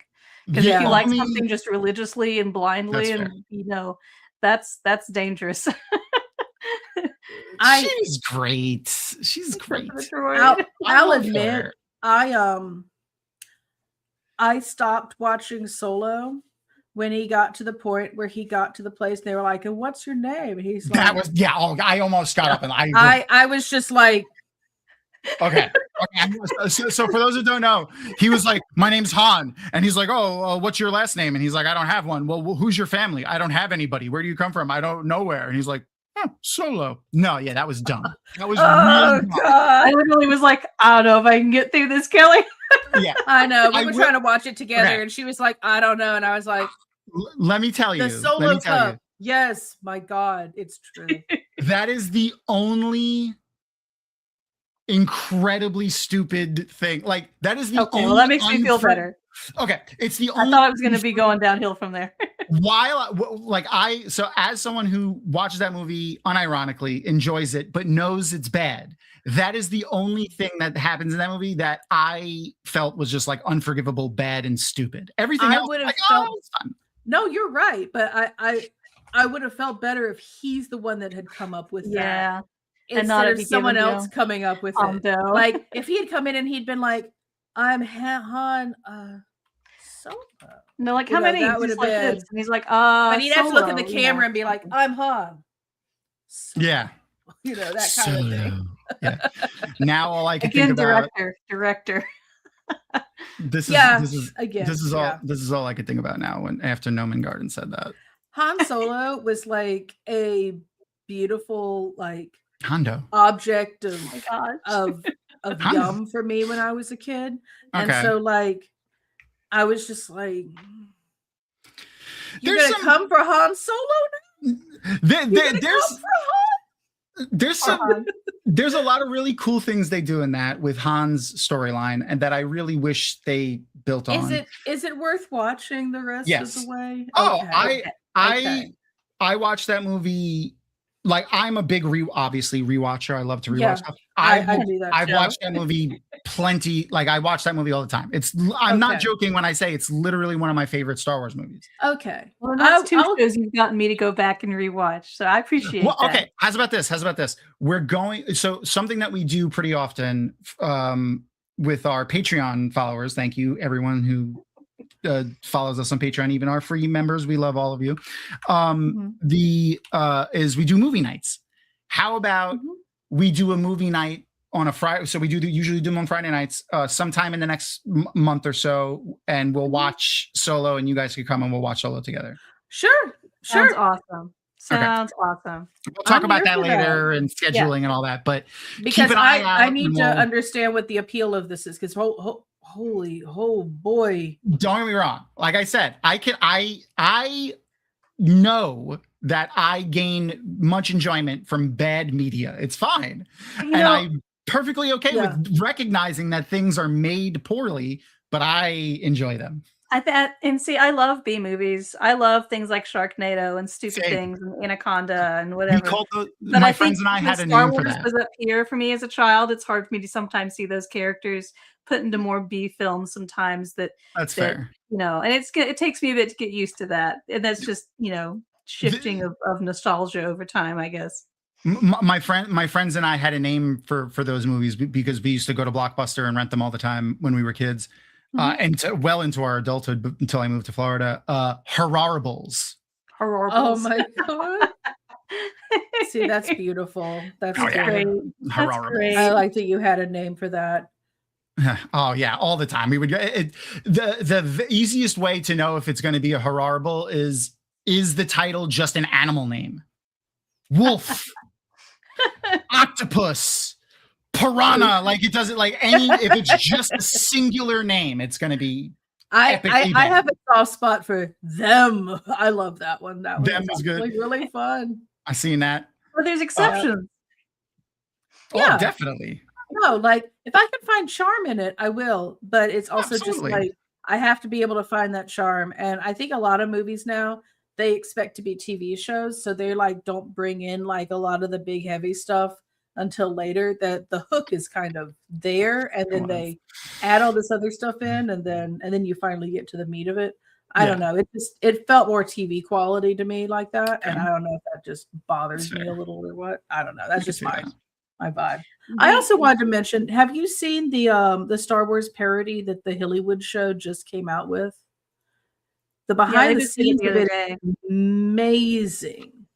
Yeah. They worked with some of the with one of the dudes that actually worked on the original Yoda puppet to have an actual Yoda puppet in. It's just a music skit, but if you look up the Hillywood show, they did that. Yeah, I got a link right here. Awesome. I'm gonna put a link. Really good. I'm gonna put a link in chat for those people if you want to check it out later, and I'm gonna put it there for myself for later too, so that I can go. Yeah, it's good. You would enjoy it. I love the behind the scenes. The behind the scenes is like 2 hours because they're talking about all the people they've worked with. Like I said, they had they recreated a Yoda puppet. And the guy who's animating it and that recreated the puppet is one of the dudes that worked with the Jim Henson Company on the original Yoda puppet. His name is Frank something. Frank. Yeah. Frank Oz. Frank Oz. Yep, that's it.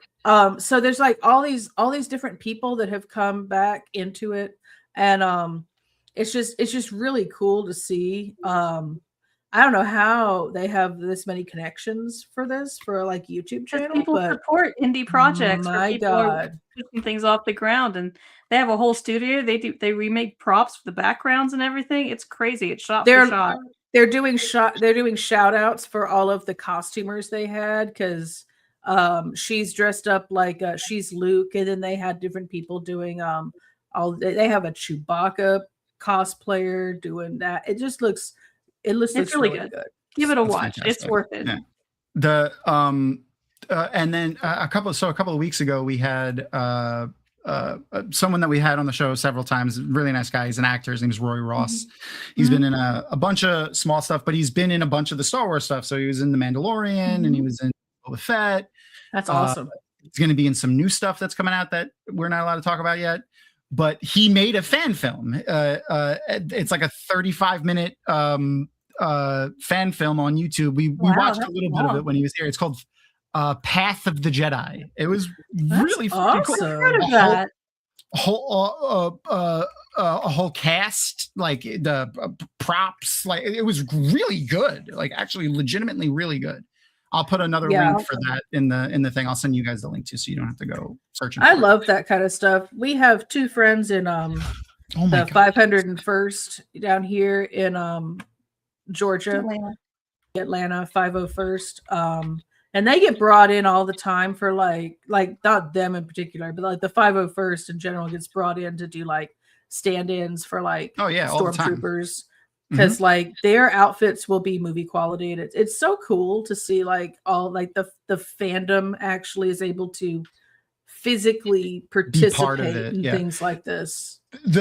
So as someone who's been part of the Wheel of Time fandom for like 30 years at this point now, like you know, obviously I've loved Star Wars since I was a little kid, but I've never been a part of like a Star Wars community or anything like that. Yeah. I will say, having interacted with lots of fandoms over the years, at Dragon Con and Jordan Con and all the different conventions, the Star Wars fandom is probably the worst. Maybe the really old Tolkien fans can be a little bit worse sometimes. Yeah, they're a bit much. Yeah. I think there's two types of fans that are like rough. There's the fans that are really young, that this is their first fandom and they try to bully everybody that doesn't agree with their ship or whatever. Yeah. And then you have the older fans who have been in it forever and nothing will ever meet their standard. Exactly. And they resent everyone else who's new. So the fandom can die that way. I've seen that happen too. Yeah. I'm sure not all Tolkien fans. Of course, I'm a Tolkien fan too, and we had. I'm also a Tolkien fan. Yeah, me too. And we had one of our resident Tolkien nerds in chat earlier, Darren Bush. Yep. Love Darren. But like, fantastic dude. Yep. But like, I mean, I'm a Has Been Hotel fan, and that has been getting so much flack on the internet, which is crazy because it's one of the few actually hand-drawn animated pieces that's coming out right now. Most everything is CGI, so it's really nice to see cool grassroots animation. And I don't know why it's getting so much hate, just because they cuss a lot, like. Because they cuss a lot and there's queer characters in it and all that. I watched Drawn Together. Okay. Do you remember Drawn Together? Yes. Do you remember how like messed up that show was? These people, their heads would explode if they think right. 100%.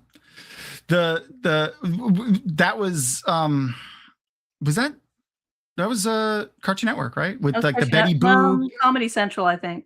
Was it Comedy Central? Okay. It was like Betty Boop and like a Superman guy. Absolutely crazy with like the Link character and he kept killing himself. The princess and talk about queer. There was a lot of queer and stuff.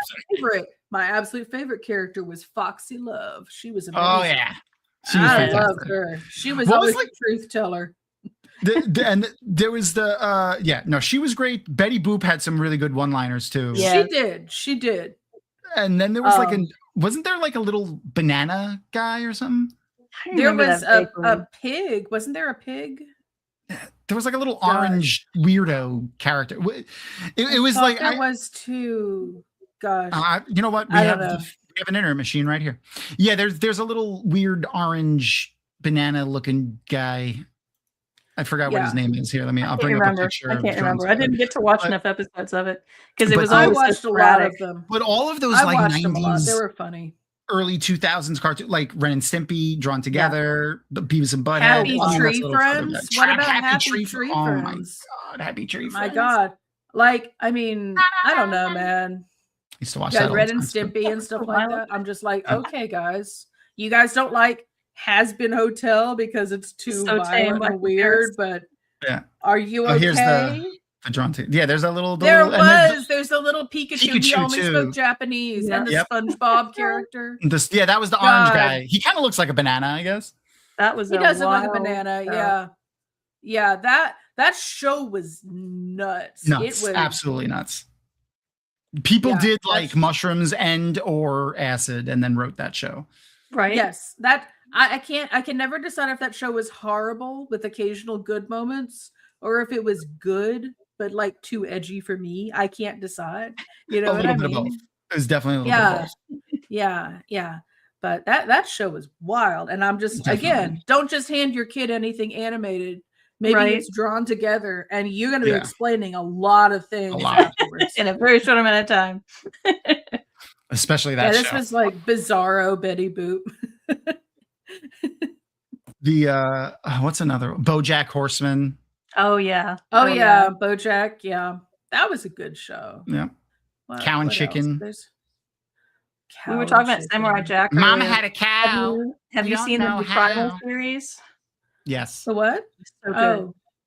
That one horror with the zombie dinosaur was so creepy. That one episode. Speaking. Never mind. I had a picture saved in here and I just saw it again. from something I wanted to bring up with you guys from way earlier when we were talking about movies and movie reviews. But when you just mentioned horror again, I remembered. But before I bring up this movie, I want to remind everybody that we have the Dragonmount Patreon. If you haven't already went and followed it, you could follow for free and gain a lot of the rewards that we have. One of the big ones is we have video game servers for like 8 or 9 different video games. Minecraft, Enshrouded, Conan Exiles, lots of open world survival craft games. I love to play them, but I don't like to, and I like to play with people, but I don't like to play with assholes. So we host Dragonmount servers for our community if anyone feels like they would like to play with us. That's so cool. Also, yeah. And then next week we have our episodes that we'll be watching, episodes 20 and 21, which are 21 and 22, which is the finale of Clone Wars. Is going to be fun. And with us will be Dr. David Eckrout, also author and mathematician, dad, college professor, and huge giant nerd. Really nice guy too. Ton of fun. So if you have any math questions, save those for next week because I'm terrible at math. He's gonna get flooded. Oh yeah. Glenn had a couple of good ones for him the last time we were here. I can't even begin to remember what he was talking about. But the movie I wanted to ask you guys about to see if you've seen is the new Mummy, Lee Cronin's Mummy, the possession movie. I have not. Okay, so I have not seen that. I saw the terrible one with Tom Cruise. Oh yeah. This has nothing to do with anything. This is a possession movie that just happens to, instead of it following Catholic dogma, it follows Egyptian dogma. Now, see, that is right up my alley. And it's very good. That's right up my alley for pagan reasons, and I am here for that. Yes, you will like it. I'm also a huge fan of the concept of the mummy. I've really enjoyed. I love the original mummy movies, the black and white ones. They're so good. Oh yeah, Boris Karloff is amazing in those. Boris Karloff. I like the modern 90s, more modern 90s mummy movies. Even the Tom Cruise one had a couple of interesting moments and it had some interesting ideas here and there. They just fell flat on their face with the whole thing. And Tom Cruise should not have been in that movie. No. He was not. He was miscast really bad. Absolutely. And I even like Yu-Gi-Oh! We were really into that. That's got some me mummy too. vibes to it. Hardcore mummy vibes. I love the way they do that. I've always been in love with Egyptian lore and things. Absolutely. Ever since I was little. So I have 2 regrets in my life. One is I never got to see George Carlin live. I had a chance in a small venue when he was working on one of his last specials. A friend of mine had tickets and I didn't go. Regret number 1. Sorry. I know. Thank you. Regret number 2 was my grandmother when I was in high school was like, "Do you want to go to Egypt? I want to go to Egypt." And I was like, I'm not going to go to Egypt with my grandmother. I wasn't even in high school, actually. I was like 13, 14. Oh, no. Wow. Oh, and then 9/11 happened. Stuff. Oh, and, she's obviously since passed away. But yeah, I wish I went to Egypt with my grandmother. Yeah. Back then. That would have been awesome. So our aunt and our grandmother lived in Egypt for several years. They awesome. They lived there for quite a while.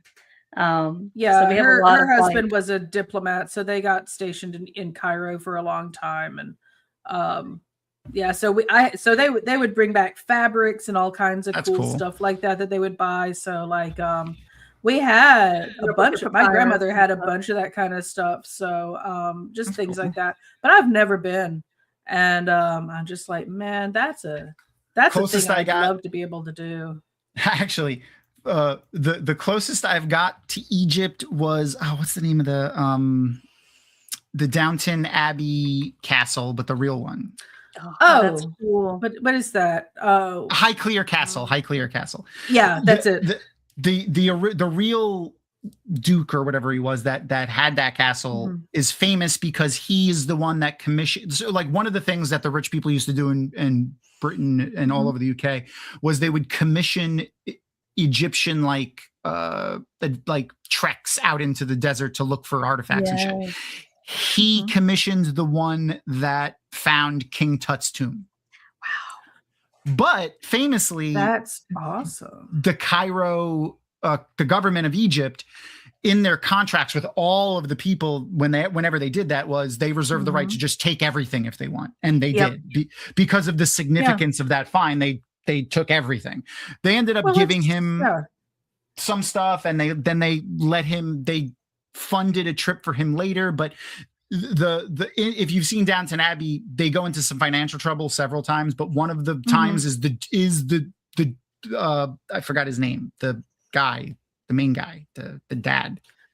Dude, it's been a while. That show ended a while ago. I don't remember if he's a duke. I want to say he's whatever. The guy that's in charge of the abbey, the dad. I forgot his name. You know what? He is now. It's good enough. Yeah, he it's his fault that they get into some financial trouble, but it's not about the Egypt thing. He's an earl. Thank you, Aaron. It's not about the Egypt thing. It's about something else, but it is in reference to the Egypt thing. Like they lose a lot of money. They almost lose the I remember that whole plot line, Yeah. but I didn't know. But they don't talk about Egypt at all in the show. Yeah. But we went to Highclere Castle, and in the basement of Highclere Castle is basically like a museum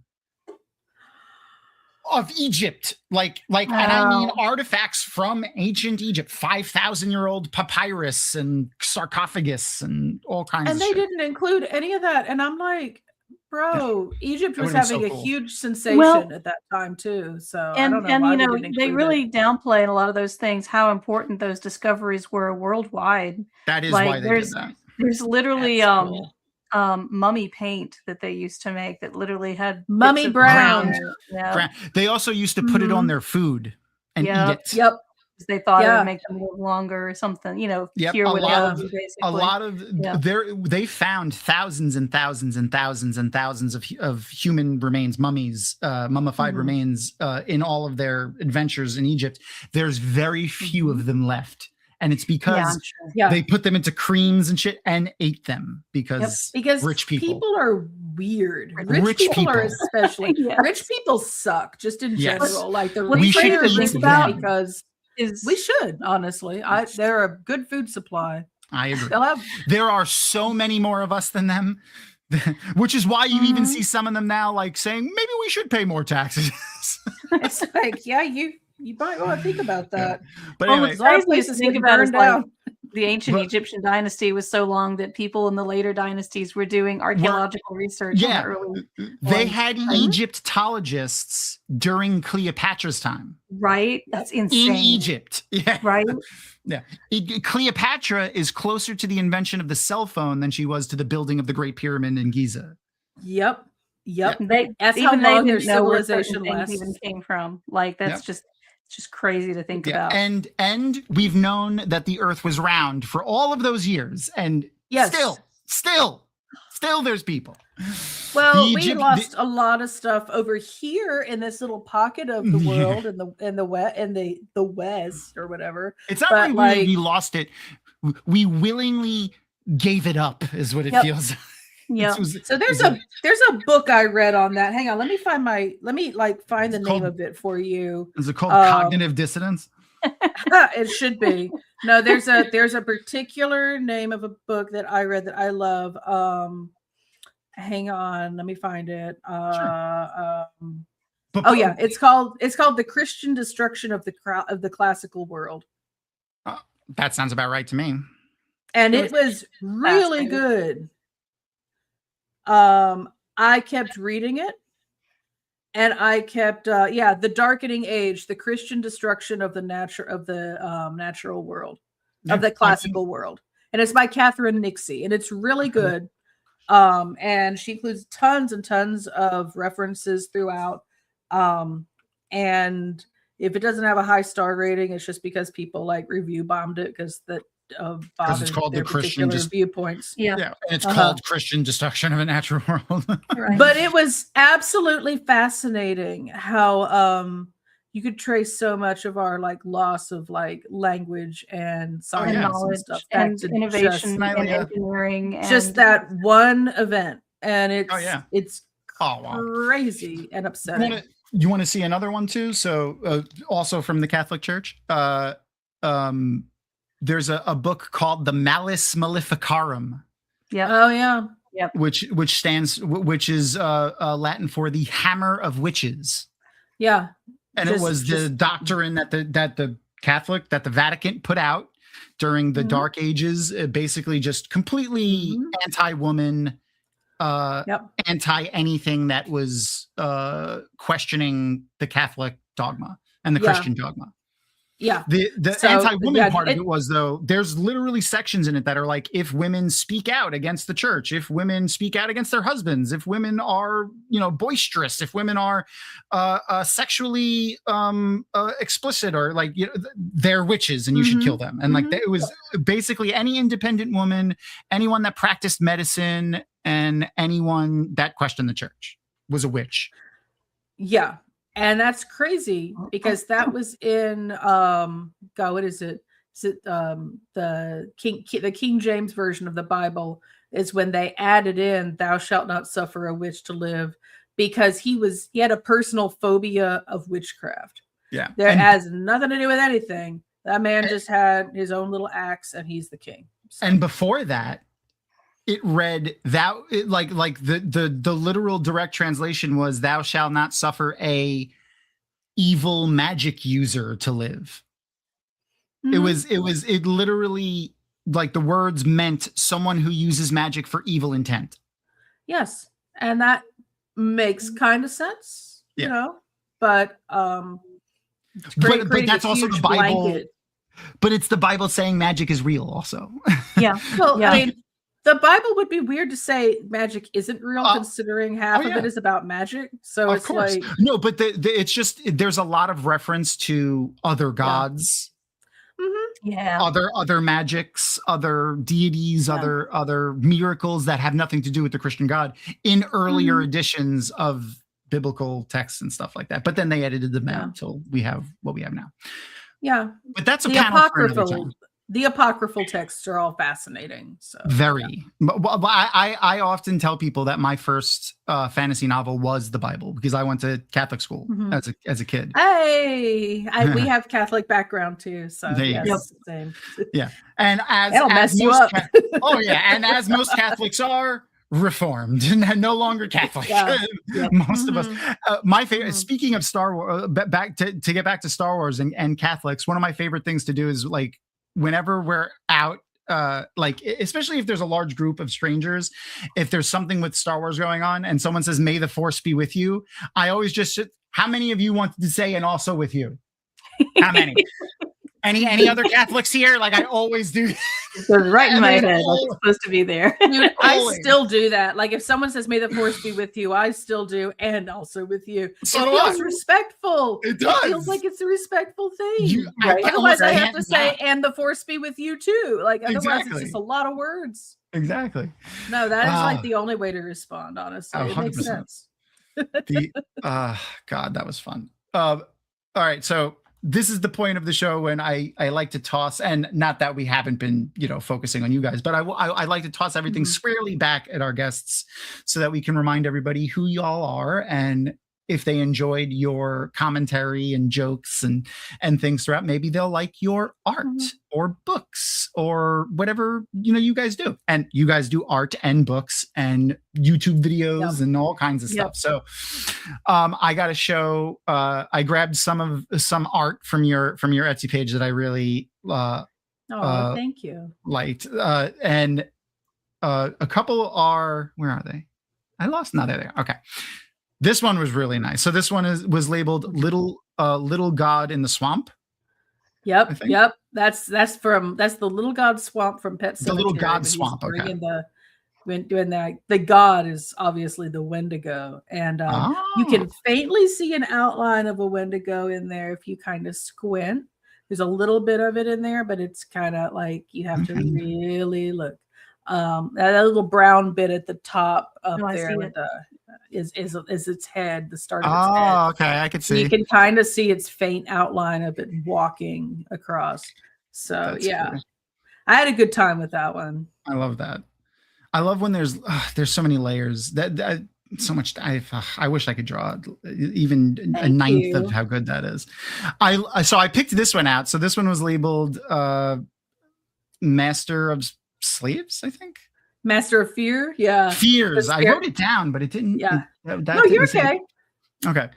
So this one in particular caught my eye because it reminded me a lot of actually Asajj Ventress from the early Clone Wars animation. I wanted to, I'm just looking for the picture of her from the early stuff.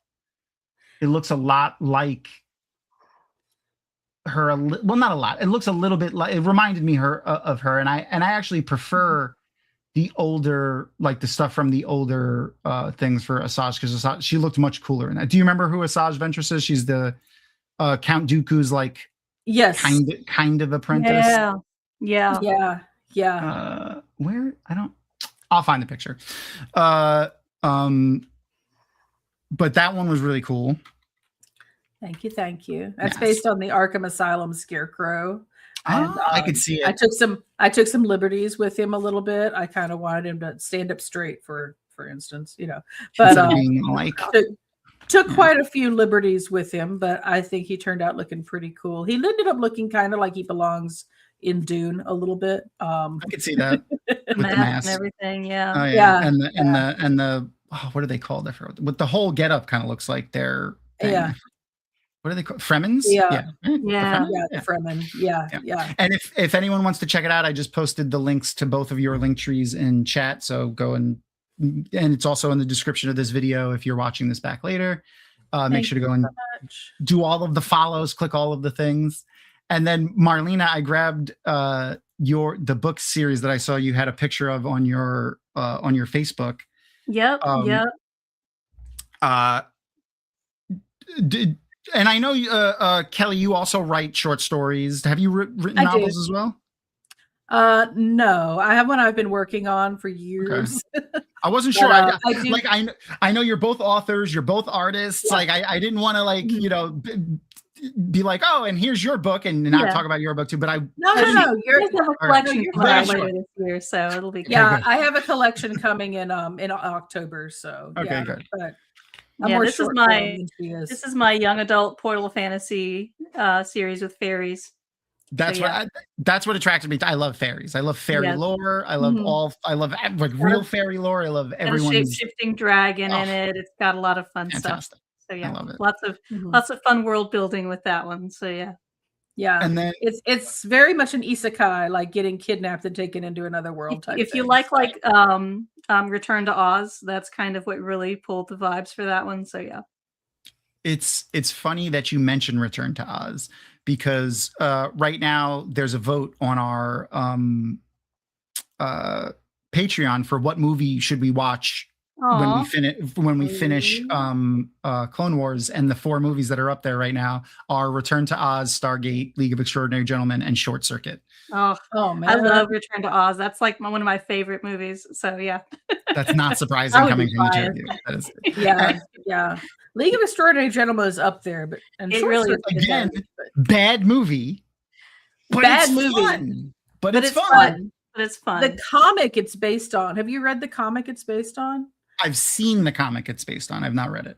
It's really good, but the movie doesn't really get at all the stuff. You know what I mean? It's just nonsense. It's just like someone was like heard the idea and then like was like cast Sean Connery and called it a day. Yeah, right? That's it. They were like, Sean Connery is Sean Connery, and that's it. Yeah. No. Groovy.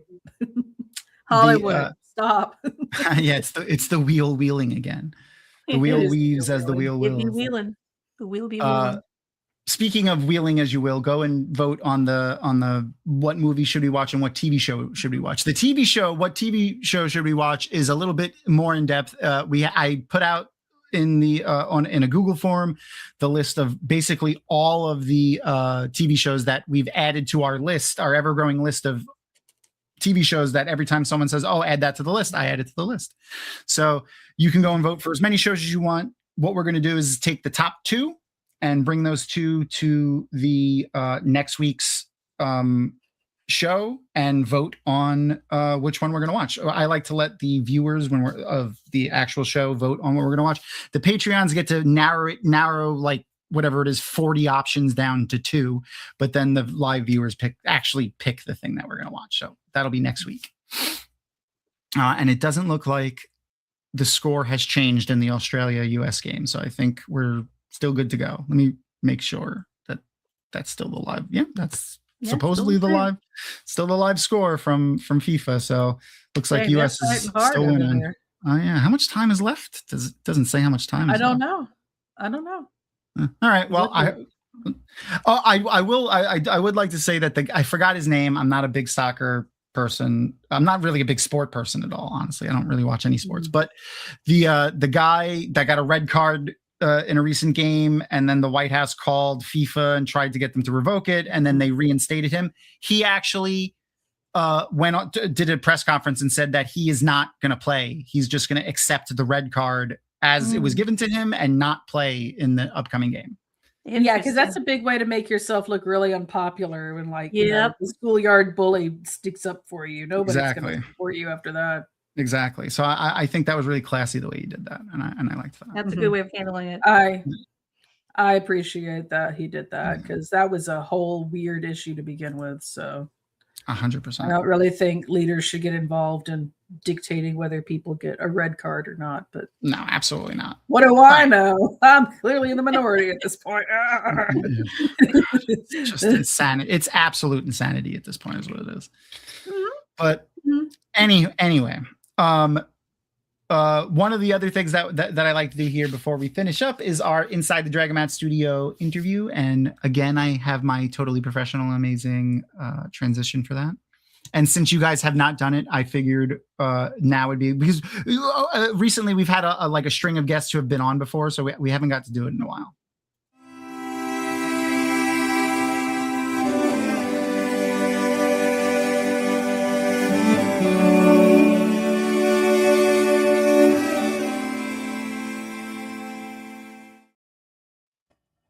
That one was a little. That one was a little classier. That was. I like it. It's giving Academy Awards, and I feel so fancy. I'll take that. I'll take it. All right. So we start out with the hardest hitting question first, I feel like. And I'll start with Marlena, and then Kelly, you and we'll switch back and forth. So first one's for Marlena first, and then Kelly, you can answer afterwards. What is your favorite dinosaur? Oh. Well, I will have to say, I can say this now because it's actually back to its original name. Is Brontosaurus is my favorite dinosaur. They did say his skull was incorrect for a while, and then they gone back and they've renamed him back to Brontosaurus now. So yeah, he's still my favorite. He's my favorite dinosaur. That's such a hard question. Oh my god, like, it is. Like when was the last time you got asked? When was the last time you got asked what your favorite dinosaur was? Oh. Actually, fairly recently, she's got dinosaur prints. So so you might have an easier time then. What's your favorite dinosaur, Kelly? Oh, my favorite dinosaur is really hard because I love so many of them. I went through a paleontology phase when I was a kid, so I had like a little encyclopedia and all this. But my favorite dinosaur is probably at the moment going to be Stegosaurus because he's awesome. Ankylosaurus is up there though. Yeah. But Stegosaurus has a thagomizer, which is amazing. And the thagomizer, the pointy bit on its tail, is named after a Far Side comic where they said that they talked about how Thag got thagomized the other day. And that and Eric Larson technically named a part of the body of the Stegosaurus, and that makes me so happy. Yes, exactly because of the thagomizer. Rip to Thag, but my god, that just makes it so Stegosaurus is metal for that. You know, I wasn't gonna bring, because I brought this up the last time we did this, and I asked the question, and I still have the picture in here from it, but because you guys are so into horror, I feel like I have to show you this dinosaur. It's my favorite dinosaur. It's called the Diablotops. That's the real name. I've heard that one. Yes. It's yes. So cool. Oh, but look at how many spikes it's got. It looks fun. I like that it's got little double horns. It's got double horns. That's awesome. It's biblically accurate dinosaur. It's basically a Triceratops with the extra horns on the thing on the back. Yeah. I And their love it. little It's so head thingy. cool. Yeah, it's pretty cool. That's I cool. figured you would like the Diablo tops. Anyway, Oh, I do. I love I looking do. at skulls anyway, so yes, that's awesome. now Yeah. you don't have to take the question literally. It could just be the first thing that comes to mind, which because sometimes picking your quote unquote favorite thing is hard, especially with this, but and especially for writers. But Kelly, for you first, what is your favorite and least favorite word? Just a Thagomizer now. That's all I think of. And listen, it can change. It doesn't have to be the same one all the time. Currently, Stagmizer. I'll say it's gotta be because we just talked about it. And it is a fantastic. It's fun to say. Damn you, Thagomizer. But let's see. Probably my least favorite word I would say is ooh, there's so many. So many. It's I don't know. I think I really dislike words that just have like too many like SH sounds in them. Especially like when they're close together because sometimes they're hard to say, or words that begin with R, like right is fine, but I get frustrated because like the R and WR sound exactly the same the way I pronounce them, and so that like irrationally pisses me off. I don't know why, but like just when words that sound like other words but are not the word you're looking for is what makes me angry. That there's a name for that. And I don't remember. So it's not like narrowed down to one word. It's like a pattern that makes me angry. Does that make sense? Like I get it. No, I get it. Yeah. So that's my thing. It's not just one particular one. Fair. What about you, Marlena?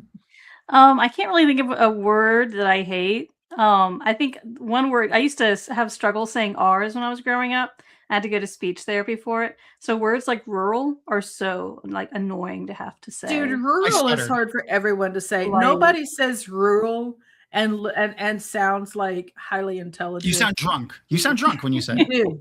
Rural. It sounds like you're about to throw up. You know what I mean? Rural and judicial. Rural. Judicial. Yeah. I find that if I pronounce it really crypt like judicial, then it's okay. But if I pronounce the A, homonym, that's it. That's it. That's the word I was looking for. Yeah, I hate them. I can't stand. Just be your thing. Think you know me? Don't be other things. That's fair. Thank you. Like 2, 2, and 2. English. English is the worst language. Is the worst language. Yeah. Such a bad language. I feel bad for anyone having to learn it as like their non-primary language, like the non-first language. It's so hard. And just English is just the drunk language. English is so bad. Drunk. So that's all it is. Here, let's take this word. BEAR. How do you say that? Oh yeah, bear. And what about this word? FEAR. Fair. Yeah. No. Why would you say that? No. Yeah. There's so many that I like. So many. Don't poop on French. Oh no, I love the French language. It sounds beautiful. Most of our language is fucked up because of French. Yeah. And I've been learning it, but our language is fucked up because of the combination of too many other French languages. And we just decide, and we randomly decide to change spellings because we're like, we'll take this, and it's English, but we're gonna switch it because we're too cool to be British. And it's like, what are you doing? And then sometimes not only do we not translate words, we just take them wholeheartedly, just take them and use them for it's And I know the real reason why bear and fear are not the same. They come from different language. The words originate in different languages or different dialects. I get it, but it's still stupid. Good luck. Yeah, it's still stupid. It is stupid. And we just don't come up with anything. We don't have a regulatory system like the French language has, where it's like, this is how we pronounce it, and this 100%. Is how it's spelled. I wish we did do this. We are just like but drive through. But that would be spelled with the THRU. Why? That would be, if we were to do that though, that would be like Britain trying to set the standard for all of Europe, because that's like the way the English dialect and the way it changes throughout the entire country is almost as much as it changes from like going from like the UK to France. And so like, especially like the example I'm going to use is perfect for that, because Creole is has French origins, but like go talk to someone, like have a New Yorker from like Staten Island try to talk to someone from the deep swamps of Louisiana. It'll be like trying to have a Frenchman talk to a Norwegian person. Yeah, and they're speaking the same language. Yeah, that's the crazy part. You introduce accents and slang and all that stuff. Yeah, it just becomes so weird. All right. Our next question for Marlena first is on the same vein with words. And you don't have to answer both of these. You could just do one if you want. What is your favorite real and or fantasy science fiction replacement curse word? Oof. So real curse word or fictional made up curse word replacement. There's always so many replacement words for like fuck, but there's really nothing better than that because it fits into every single aspect of language. You can put it throughout an entire sentence, and it's a truly diverse word. It changes like everything about the sentence wherever you put it. And I don't know. I can't think of another curse word that is so versatile and just can go in everywhere. And unfortunately, it's one of the most banned words that we have. Like kids can get in lots of trouble for saying that kind of a word, even though it's like so easy to put anywhere in the language. I don't know. I can't think of a single other curse word that like, traditional curse word. There's, Stephen King is always making up new curse words and things like that, which are always so much fun. But he makes up curse phrases. Yeah, he does. But they're so much fun and unique because you're like, I can't believe he did that, and then suddenly it's stuck in your head and you're using it against people. So that is a good one. Bloody buttered onions. Bloody buttered onion. What about you, Kelly? So it's not used as a curse in the series, but Muggle is still one of my favorites. Oh yeah. When you see someone who just doesn't like fantasy and they don't like sci-fi and they're like, oh, I only watch reality TV. You're like, this is a Muggle. Yeah, it's just that's how I introduce some of my friends. Like I have friends that are Muggles, like not into nerdy stuff, and I introduce them like that. Yeah, it's fine, but that's just I'm using it as a slur. Oh yeah, I understand, and I just want to put a point on Clanker is also good. That's a good one too. Clankers is a good one too. To bring it back to Star Wars, but to put another point on fuck, I one of my favorite quotes from Boondock states, "Fucking what the fucking fuck? Who the fuck fucked this fucking? How do you two fucking fucks fuck?" Yeah, and I understand that. And I understand every single bit of it. Yeah. That certainly displays the diversity of the word. But that's one of the cases where English sucks, but it's perfectly suited for that particular type of curse. True story. Because it's the same word in multiple different ways, but that one doesn't piss me off because it's supposed to be an insult, so it works. You know what I mean? Exactly. That was fun. Okay. And not clankers. I love clanker. I love saying clanker. It's so appropriate. It works. It works in daily life right now. I want to be able to say it. Clanker. Oh my god! That's how we should refer to AI forever from now on. I only hear it with the Kiwi accent in my head though. This was made by a clanker. A clanker. All they want to do is fire everyone and have only clankers running the company. That's fantastic. It works. It really does. The phrase "it's AI" is being used by kids to say that's fake. Just being like, that's AI. That's it. That's clanky. All right. So since we're watching Star Wars, and we'll Kelly again first this time. Actually, you know what? Let's split this up. This will be fun. All right. So Kelly, you answer this one first. Which character from Star Wars: The Clone Wars would make the best roommate? Ahsoka. I agree. I just love Ahsoka. I would love her to be my roommate. She'd be great. She just seems fun.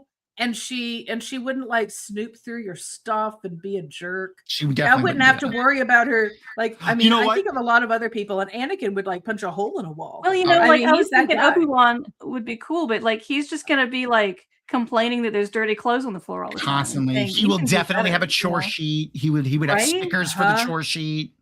No, my god. He's gonna be like, now we're going to check this off on the whiteboard. And next, you get to do the laundry. Yeah. I'm going to put a sticker on it. because I did it this time, but you got to do it next time. All right. Dude, the last time you had a person that you were responsible for, you drove him to the dark side. Maybe you shouldn't be doing this anymore. Good point. It was a chore sheet that did it. We didn't see it. It was off screen. It was the chore sheet. Anakin just couldn't handle it. He's Couldn't just take it. like, Oh dude. man. If he had to roommate oil, ever.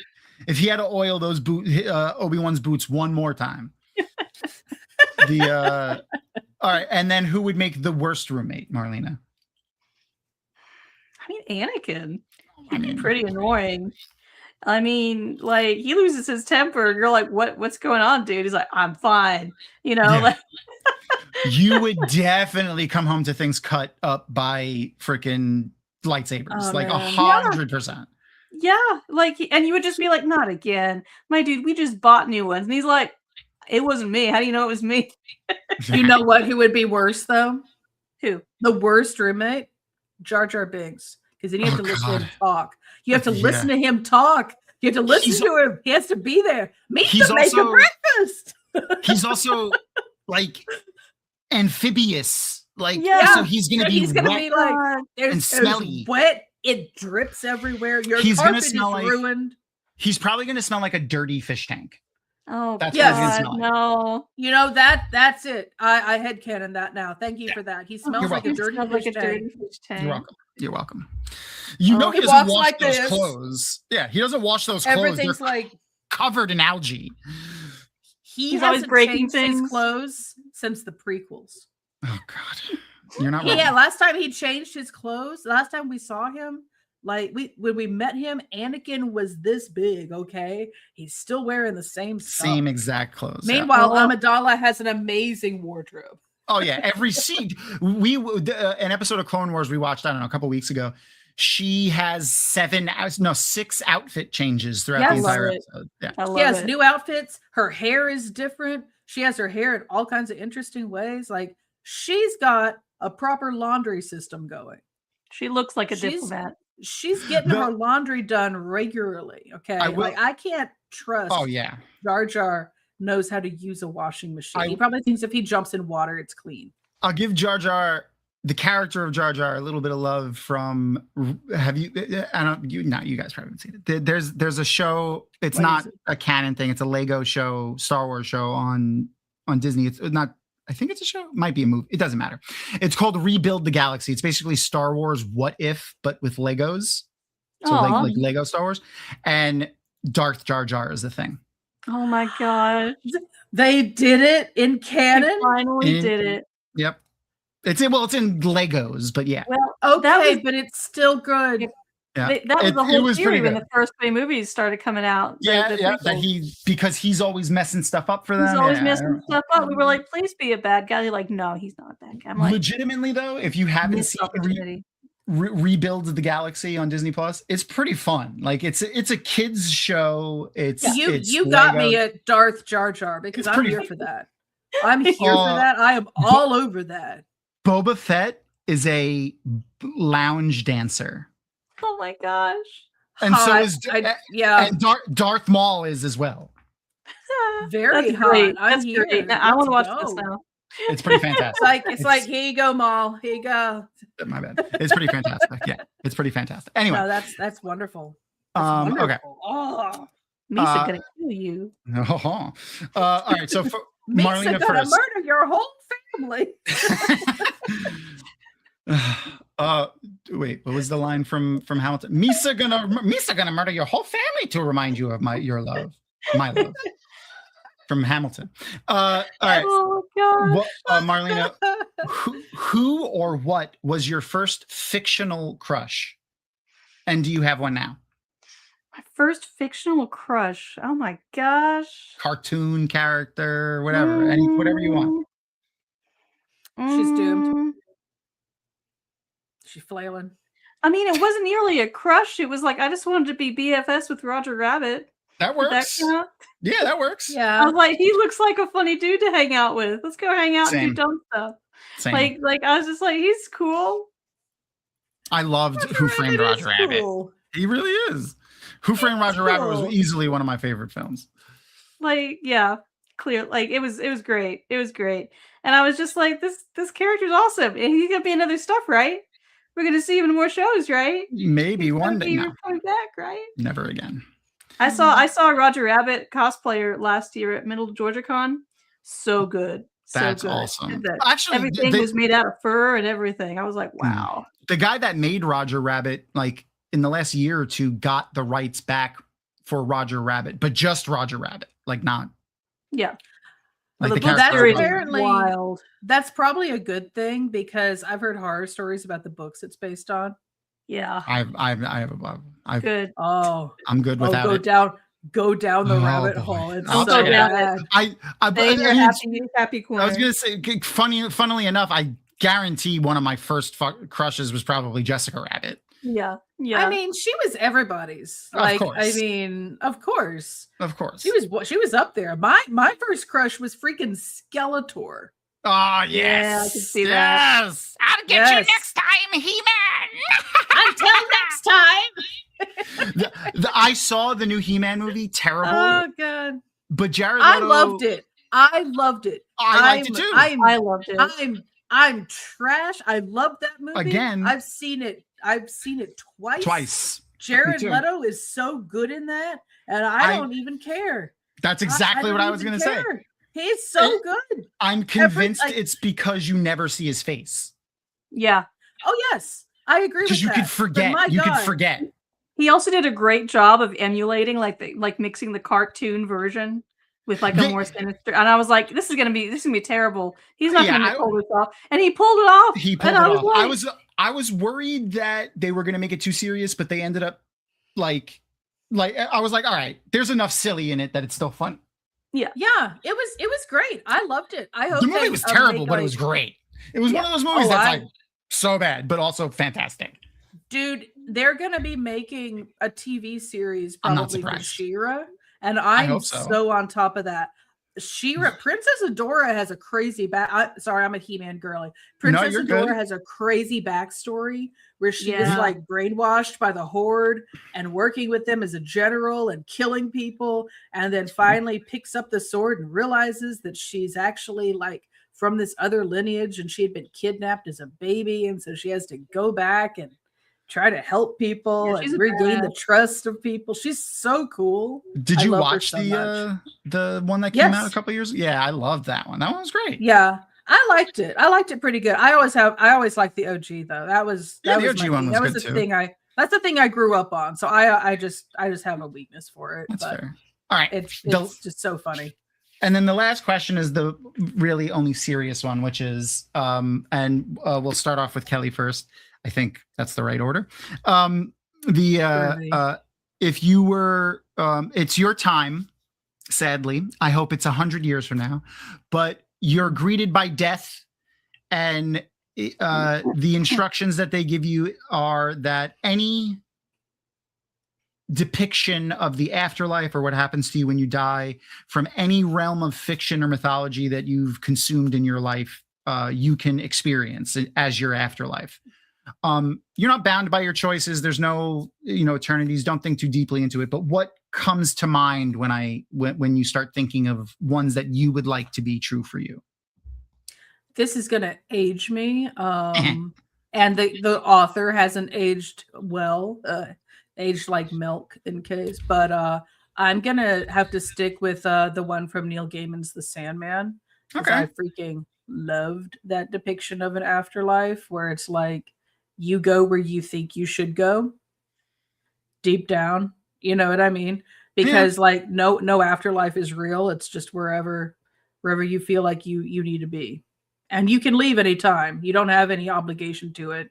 You're just kind of whatever. I think that's pretty groovy, and I like that. it's neat.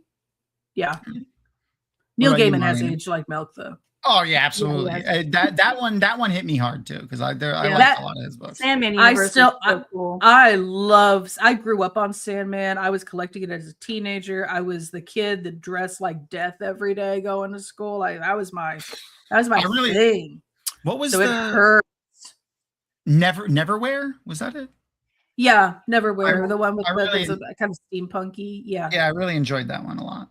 Mm-hmm. And the house at the end of the. Never mind. Fuck that guy. Anyway, Yeah, I know. You what can about you, still Marlene? enjoy the works without I supporting know. them. I try. I just don't want to give him any money anymore. You know. Yeah, that's what I know. secondhand bookshops are for. Yeah, that's fair. Used items. What about you, but Marlene? yeah, What's your fantasy afterlife? I guess. I think one of the ones that Fiction? I always was partial to was with the ancient Egyptian mythology, where you go to the Elysian fields, not all the weighing of the heart and all that stuff, but just you go to the Elysian field, and then you either can choose to stay there and hang out or get reincarnated. You could choose which one you wanted to do, and you could just leave whenever you felt like it, or you could stay and hang out. I love that. Was Elysium? Isn't Elysium Greek? The Greeks, I think the so, Greeks but took it. Yeah, they took it. They took it. The Okay. Greeks. Yeah. The I always liked the idea of the Egyptian like Anubis weighing the soul. Yeah, I love it. Determine if soul. you deserve to, move on to that or get your soul eaten. Yeah. I always liked that idea. Do you remember the Sesame Street movie where they went and met this like ghost of this little boy who was from Egypt, and he was trying to work hard so he could weigh his heart so he could get to the afterlife. So they're helping this dead kid try to do good deeds so he can weigh his heart. Do you remember that? No. Man, Eddie's Sesame Street was wild. That's fantastic. They had the whole jackal there with the scales. Yeah, they had it there. They had the scales. They didn't. They're like, we don't have a feather, and Big Bird's like, I've got lots of feathers, and it helped out. It was so wholesome. Okay. And also disturbing. Sesame Street at the Metropolitan Museum of Art. It was a 1-hour special on PBS. It was called "Don't Eat the Pictures." Yes. But it has the song "Don't Eat the Pictures" in it. I remember that because I sang that a lot when I was a kid. Yep. But I mean, it was in that story art. Yeah. Like they did a bunch of little. Not little, but they did a bunch of things. Snuffleupagus helping a dead Egyptian boy do good deeds so he could get his heart weighed by a lot of weed. It was so cool. Man, that shit was bomb as hell. I love that. That was my introduction to Egyptian mythology, and I was like, this shit's awesome. Why am I going to church?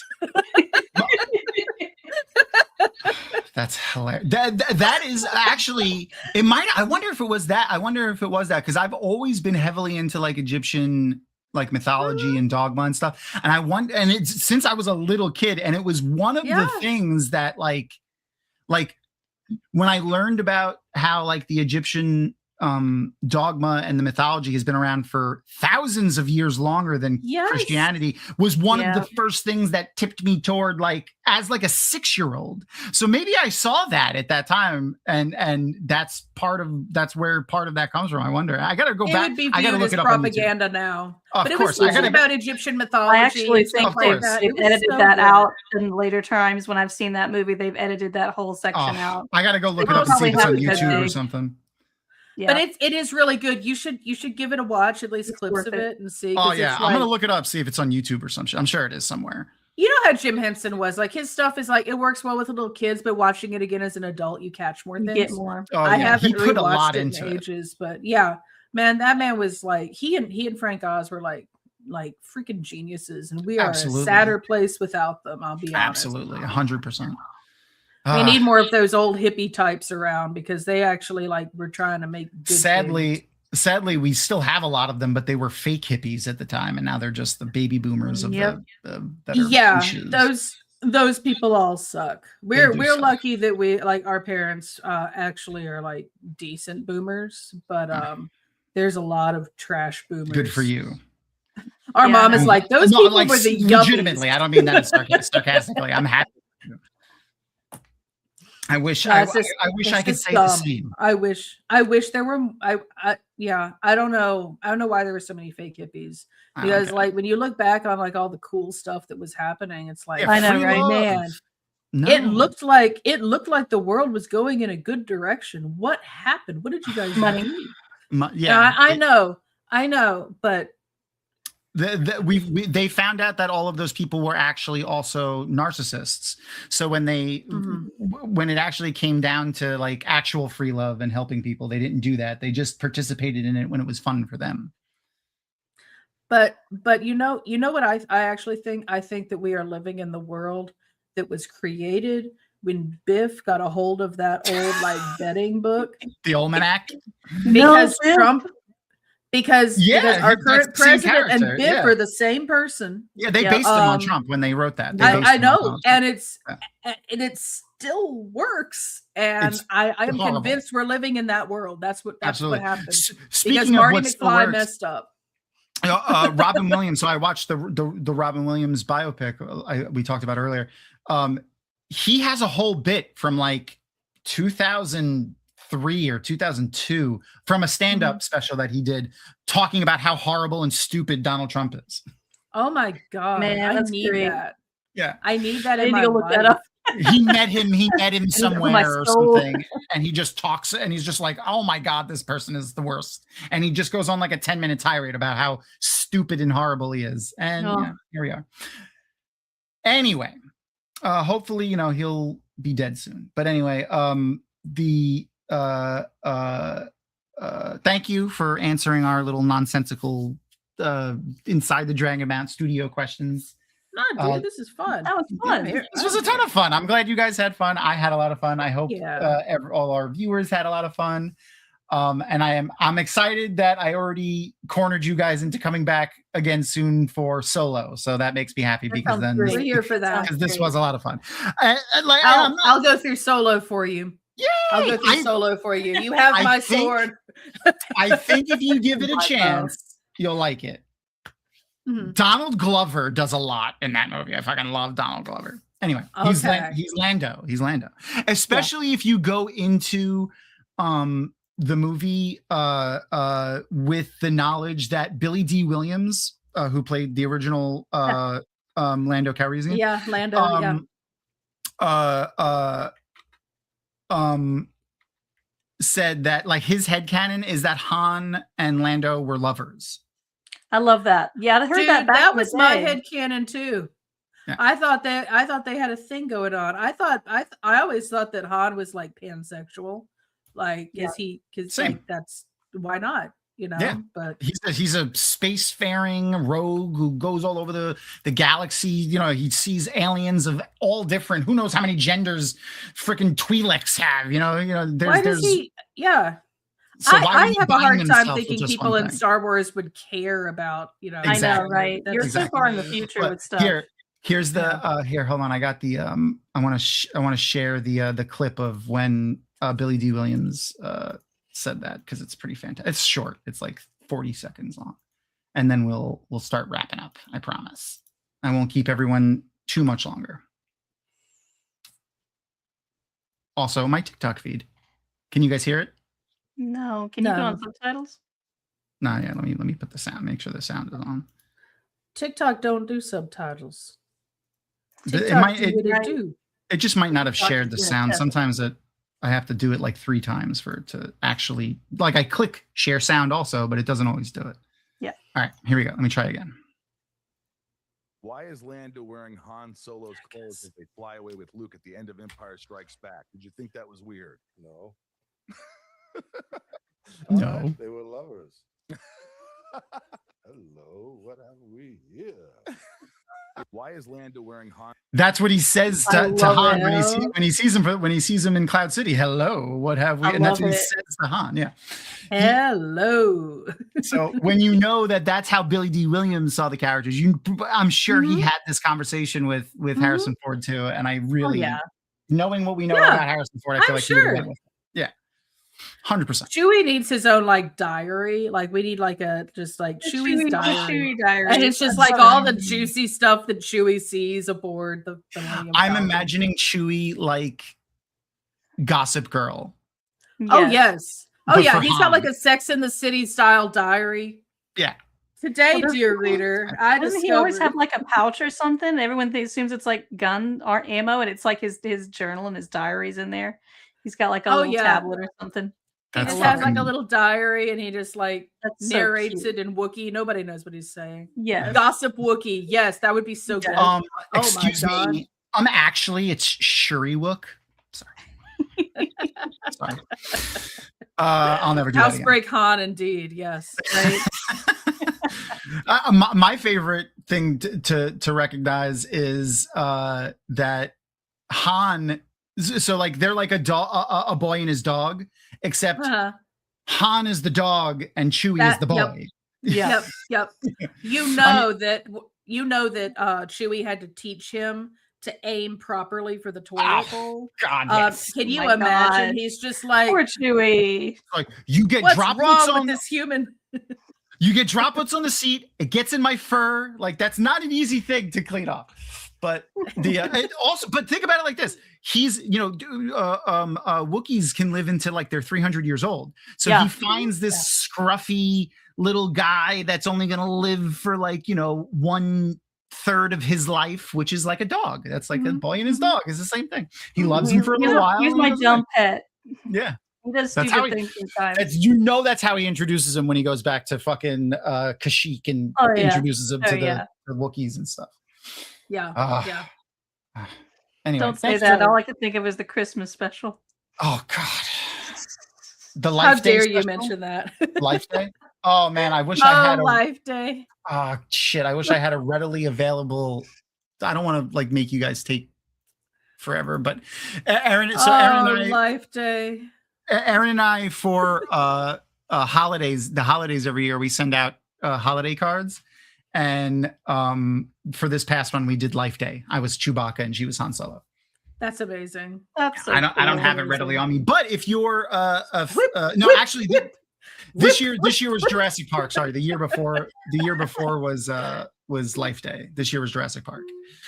Oh my gosh. But Jurassic anyway, Park is also good, but Life All right. Day Life Day We- kills it, dude. we reenact like some of them we're reenacting scenes from movies, and some of them it's just nonsense that we did. It's like Life Day was nonsense, and Jurassic Park we were reenacting a scene from the movie, and we just wrote Happy Holidays on it because we're weird. But if you're a Patreon follower, we let the Patreon people vote which movie we reenacted this year, and they picked Jurassic Park. That's why we did that's Jurassic Park. awesome. This year. That was That's fun. very cool. Another little plug for our Patreon. If you want to go follow us on Patreon, you can follow us for free. You don't even have to pay if you don't want to. I know money's tight right now all over the place. So follow us for free and just join our little community and participate in our nonsense. Do it. Anyway, I love all of you awesome nerds. I love you two awesome nerds. And I love all of you awesome nerds in chat and everyone watching. And with that, let's see how good this goes. Say goodnight, Marlena. Good night, Marlena.